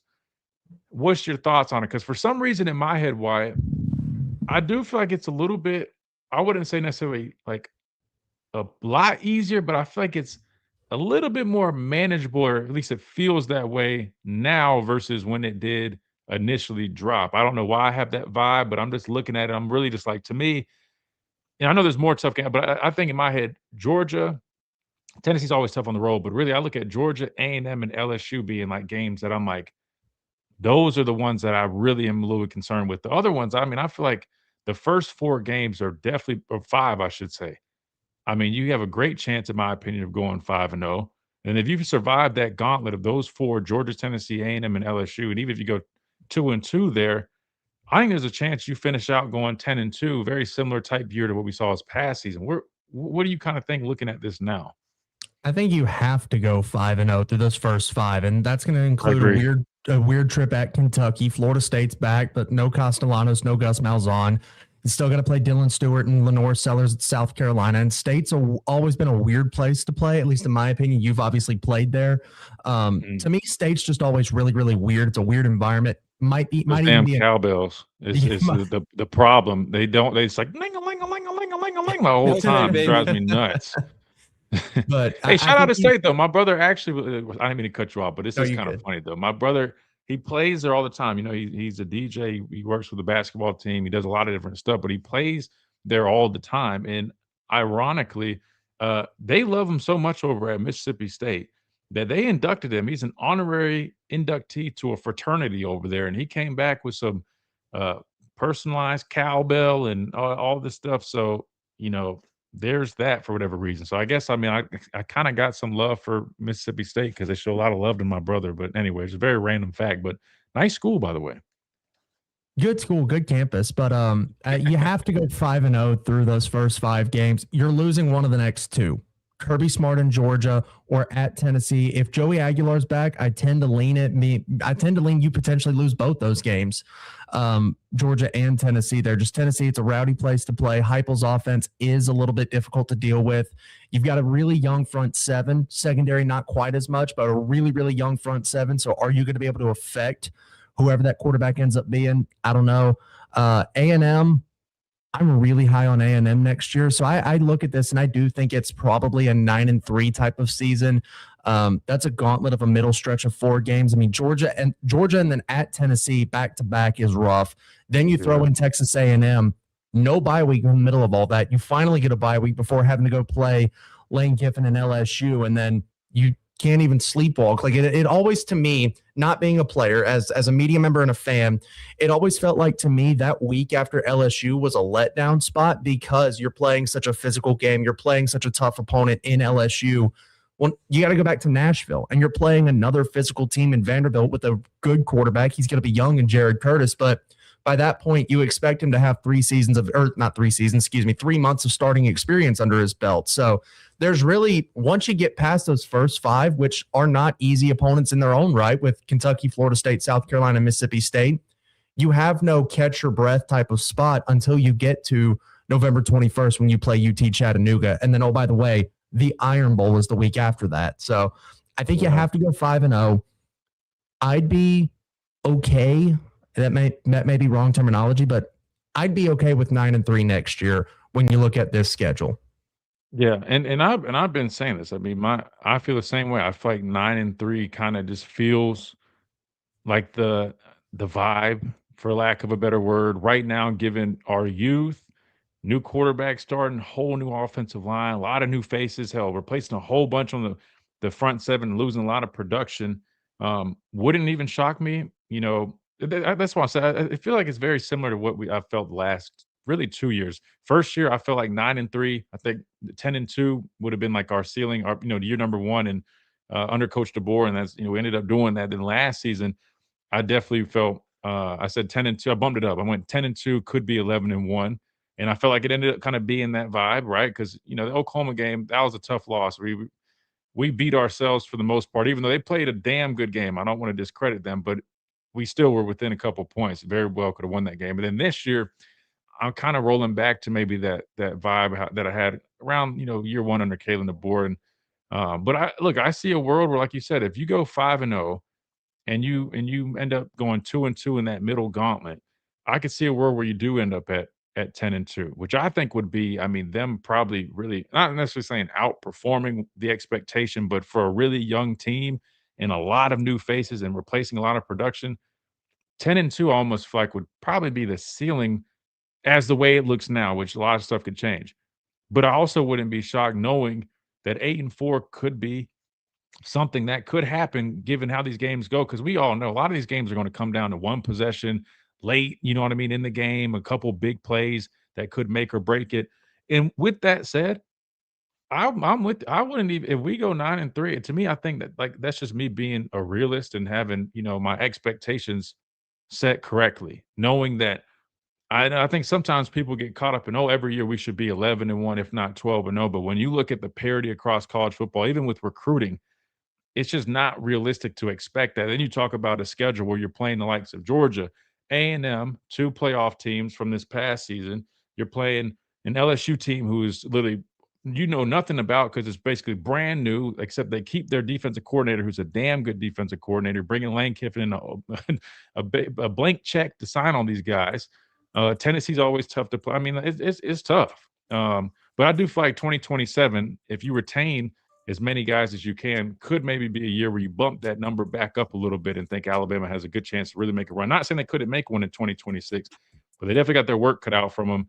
And, I think the young guys are going to have to step up tremendously.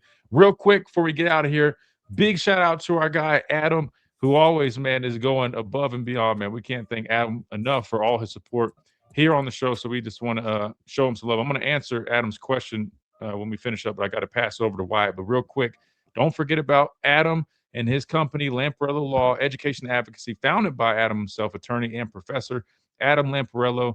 Lamparello Law, they work with high school, college, and graduate students on academic and career success, providing mentoring, exam, and test-taking preparation, subject matter mastery, application strategy, personal statements, resumes, and long-term academic and professional planning. Adam also provides legal representation for students, faculty, athletes, and academic misconduct matters, First Amendment cases, name, image, and likeness for representing his clients with genuine care, passion, and relentless advocacy. If you want serious guidance and strong representation from somebody who truly has your back, contact Lamparello Law, 201-317-5115, lamparello-law.com. Again, that is Lamparello Law, the official representation of the Miller's Edge. We love that, man. All right, we're going to end things on radio. We're hanging out on the stream. Don't go anywhere on the stream. We're staying here, but we'll see you guys tomorrow on Tide 100.9, 1230 WTBC. You got Wyatt coming up next on the radio side of things, so make sure you stay tuned for that, and we'll see you guys tomorrow.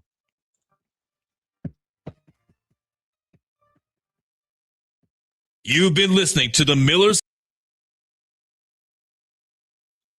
All right, good deal. Let's hit this question. Adam, and I appreciate you, brother. Seriously, man. You seriously go above and beyond, man. Adam says, Christian, I hate to say this, but I think we go 8-4. The concerns on the defensive side are significant, and we'll have a first-year quarterback, untested offensive line, but DeBoer is a great coach, and I think we need to think long-term, 2027 and on will be much better. Listen, I mean, just like, we just were discussing with Wyatt. I mean, I think it could go a number of ways when you look at it. No one knows. It's hard to really predict anything, but your points are extremely valid in terms of first-year quarterback, untested offensive line, new group out there, a lot of new faces. Just being honest, that typically results in, a number of growing pains and issues that you have to overcome.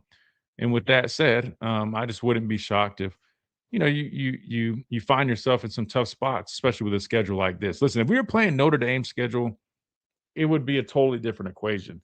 But when you look at it and you're like, all right, man, Georgia, you look at who they're returning. Initially, I thought they were replacing a bunch of guys, but then I went back and looked, and I'm like, all right, maybe they weren't replacing as many as I thought. They actually have a good amount of returners, and they have a roster that's stacked and littered with some really good players. Texas A&M, we just talked about with Wyatt. I think they're a really good football team as well. Coach Elko does a great job with that group. Quarterbacks returning. Tennessee, depending on how the quarterback situation looks. I think as a football team, Tennessee, I'm not as concerned with necessarily, but going on the road, you just never know, man. It's Tennessee.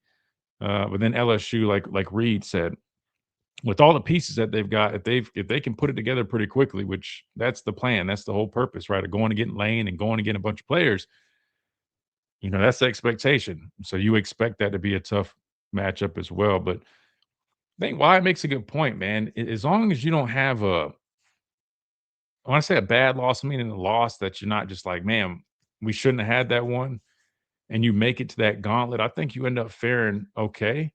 But if you end up dropping one of those first 5 games, I could see a world where it does potentially end up at 8-4.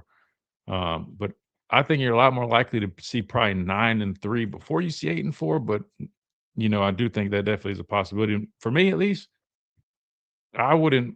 It is what it is. At this point, I think you just got to just accept it for what it is, man. I mean, that's kind of college football for you. It's just not going to be what it was of just straight dominance, maybe, unless you find a way to just pull off an LSU and you're just signing blank checks to the best players possible. And look, the reality is that's just not our approach, or it hasn't been our approach.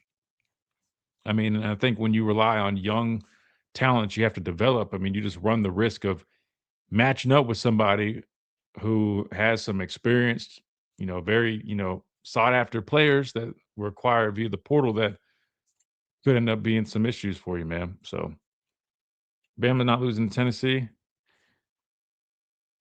from I guess from like the team standpoint, like I'm not as concerned about a Tennessee versus some of the other teams I mentioned, but I will say going on the road in Knoxville and be really like, I mean, you don't even know. By the way, Adam, we got the radio ad in there playing, man. I don't know if you had a chance to hear. Well, I guess you'd have to be listening on the radio because I had the ads turned down on the stream to talk, but sounds good, man. Definitely sounds really good. I think the O-line is better than last year. This team will surprise a lot of people. Defense will be fine. Trust Womack to keep getting better. Here's my thing, man. I just number one, nobody can say if they're better or not, including myself. I can go off of kind of what I've seen, but the reality is, I mean, we won't know. I have a hard time having the confidence to just say that the offensive line right now, without seeing anything, I have a very hard time saying that they're going to be better, knowing that. I mean, last year you had Caden Proctor, who is going to be a top draft pick. You had the center and Parker Brales, were a damn good football player. Michael Carroll, I know he was young, but he was on the line. I mean, those are three really good players that will be playing on Sundays. And then you had a couple spots where, I mean, you had was it Dewberry? Is that his last name? 71. Definitely not a bad player. Then you had some guys rotating in, a little bit of Formby, a little bit of whatever. But I mean, it's not like there was a true lack of talent. I mean, you had some decent players on the offensive line, man. Now, we did make a change with the coach, so we'll see how much that has to change. But I'm just telling you, man, I can't, me at least. Wait, you said if? Oh, my bad, my bad. You said if, my bad. I read that wrong. I thought you said I think they will be. I was like, I can't say that right now. I wish I had that confidence. Nah, you're right. Listen, if the offensive line is better, I think this team, like I'll say the same thing like I said last year, man. I think it all, and listen, it ended up being right. I said that. I was saying everything last year. What I said was everything is riding on the offensive line. We'll go as far as the offensive line will take us, and that's pretty much what we saw. Now, play calling and some of the things within the system weren't much of a help either, but at the end of the day, I said that, man. The skill guys I was fine with. I mean, even the backs, I know they weren't perfect, but I'm like, I think they can be serviceable. Quarterback, Ty was fine. I was great with Ty. Ty could do everything he needed to do. But I thought everything was riding on how we performed up front of the line of scrimmage, and that's exactly what happened. It wasn't where it needed to be, and we saw the effects of that. Yeah, I don't know. I'm curious to see some of these other way too early, I guess, come out because I'm just curious how other people kind of view Alabama right now. But I do think Adam's right though when he says long term. I do think that long term, the way we're recruiting, and if we can match that with good development, man, I think we'll be in good shape. You just, like I said the other day with my dad, I think you just have to. And the only thing I think that we could have potentially messed up on a little bit is we recruit so well and we got good players. I know money's not necessarily endless, but I would say if we could find ways to fill those holes that we have with like more proven talent, I just think we would be in such a better spot to confidently say, like, all right, we know what we have in our guys versus having to to me, I'm just like, man, as the University of Alabama, right? Like to me, like the expectation is like we will have a team ready to compete and go do the things. I'm not saying we don't have one, but it is a little different to me where I do feel like I'm like, man, like I'm not used to being for us being in a spot. I can't speak today. Sorry.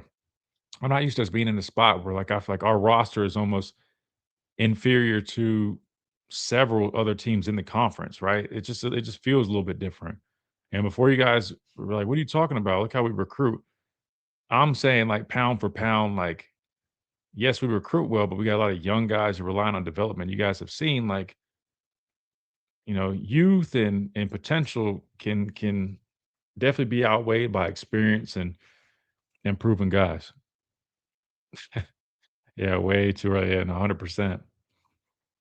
But I don't know. I just think in a perfect world, we would recruit the way we're recruiting. I got to get off here and say I can't speak. We would recruit the way we're recruiting, but then when we do have holes or it's time to replace some production and we don't want to rely too much on youth, I say we just got to be competitive as hell when it comes to going out and getting guys. And I think if you did that, like say we paired the youth and the returning guys that we have with some of these more proven guys in the portal. Just imagine the outlook right now. Not saying the youth and the team that we have right now is not capable, but just imagine how different the outlook for this team would be if you landed a Smothers at running back, you landed a tackle, not saying Jordan Sink because we know that was way too expensive, but say the guy from Wake Forest, like the Texas guy or one of these other guys. You get what I'm saying? Like one of those guys. You get a linebacker, maybe the guy that was tampered by Ole Miss, one of those guys you view as like, man, these are ready to play right now, plug and play type guys. I think if Alabama were to have done that, personally, I just feel like the outlook as of now, again, it can change because it's still spring. We got to see what these guys can do. I just think it would have been a lot different. So just my 2 cents on that. Just my 2 cents. And that's why I just have a little bit of concern, just given that the guys that we did bring in, not a whole bunch of them, I felt were those immediate plug and play guys. Outside of there's a couple. I think like Terrence Green. I think Tompkins. Those guys can definitely give you good snaps, plug them in. But I think you guys understand where I'm going. No one wants to win more than the players in the building. 1,000%. I tell you guys that all the time, man. Especially when we lose, man. No one feels worse than the players. I mean, they're the ones investing all that time, effort, and everything into it. So, but again, Adam, thank you so much, seriously, for the support, man. Seriously, you don't have to do that, man. You really don't, man. You don't have to do that, but we definitely appreciate it. All right. I think I'm gonna get out of here and grab some lunch and trying to think for tomorrow. I think we're pretty clear for tomorrow. We might have a guest. I might see if Gray wants to jump on here, talk a little basketball, talk some football, transfer portal, and all that stuff. But I'll keep you updated on the on any other interviews that we might have coming up. Hopefully, in a few weeks, we'll be able to start getting some of these players back on here. I know the media department, there's a little bit of a dead period for them with allowing guys to do media. So kind of waiting on that piece, but I'll work on getting some of my teammates maybe on in the meantime. That way we have some good stuff to chat about, talk about, and we'll keep on rolling from there. But again, appreciate you guys for all the support, man. Seriously, if you guys haven't, man, just hit that like button on the way out. That's all we ask. Subscribe if you guys enjoy it. And we look forward to doing it again tomorrow, same time, same place. We'll see you guys then.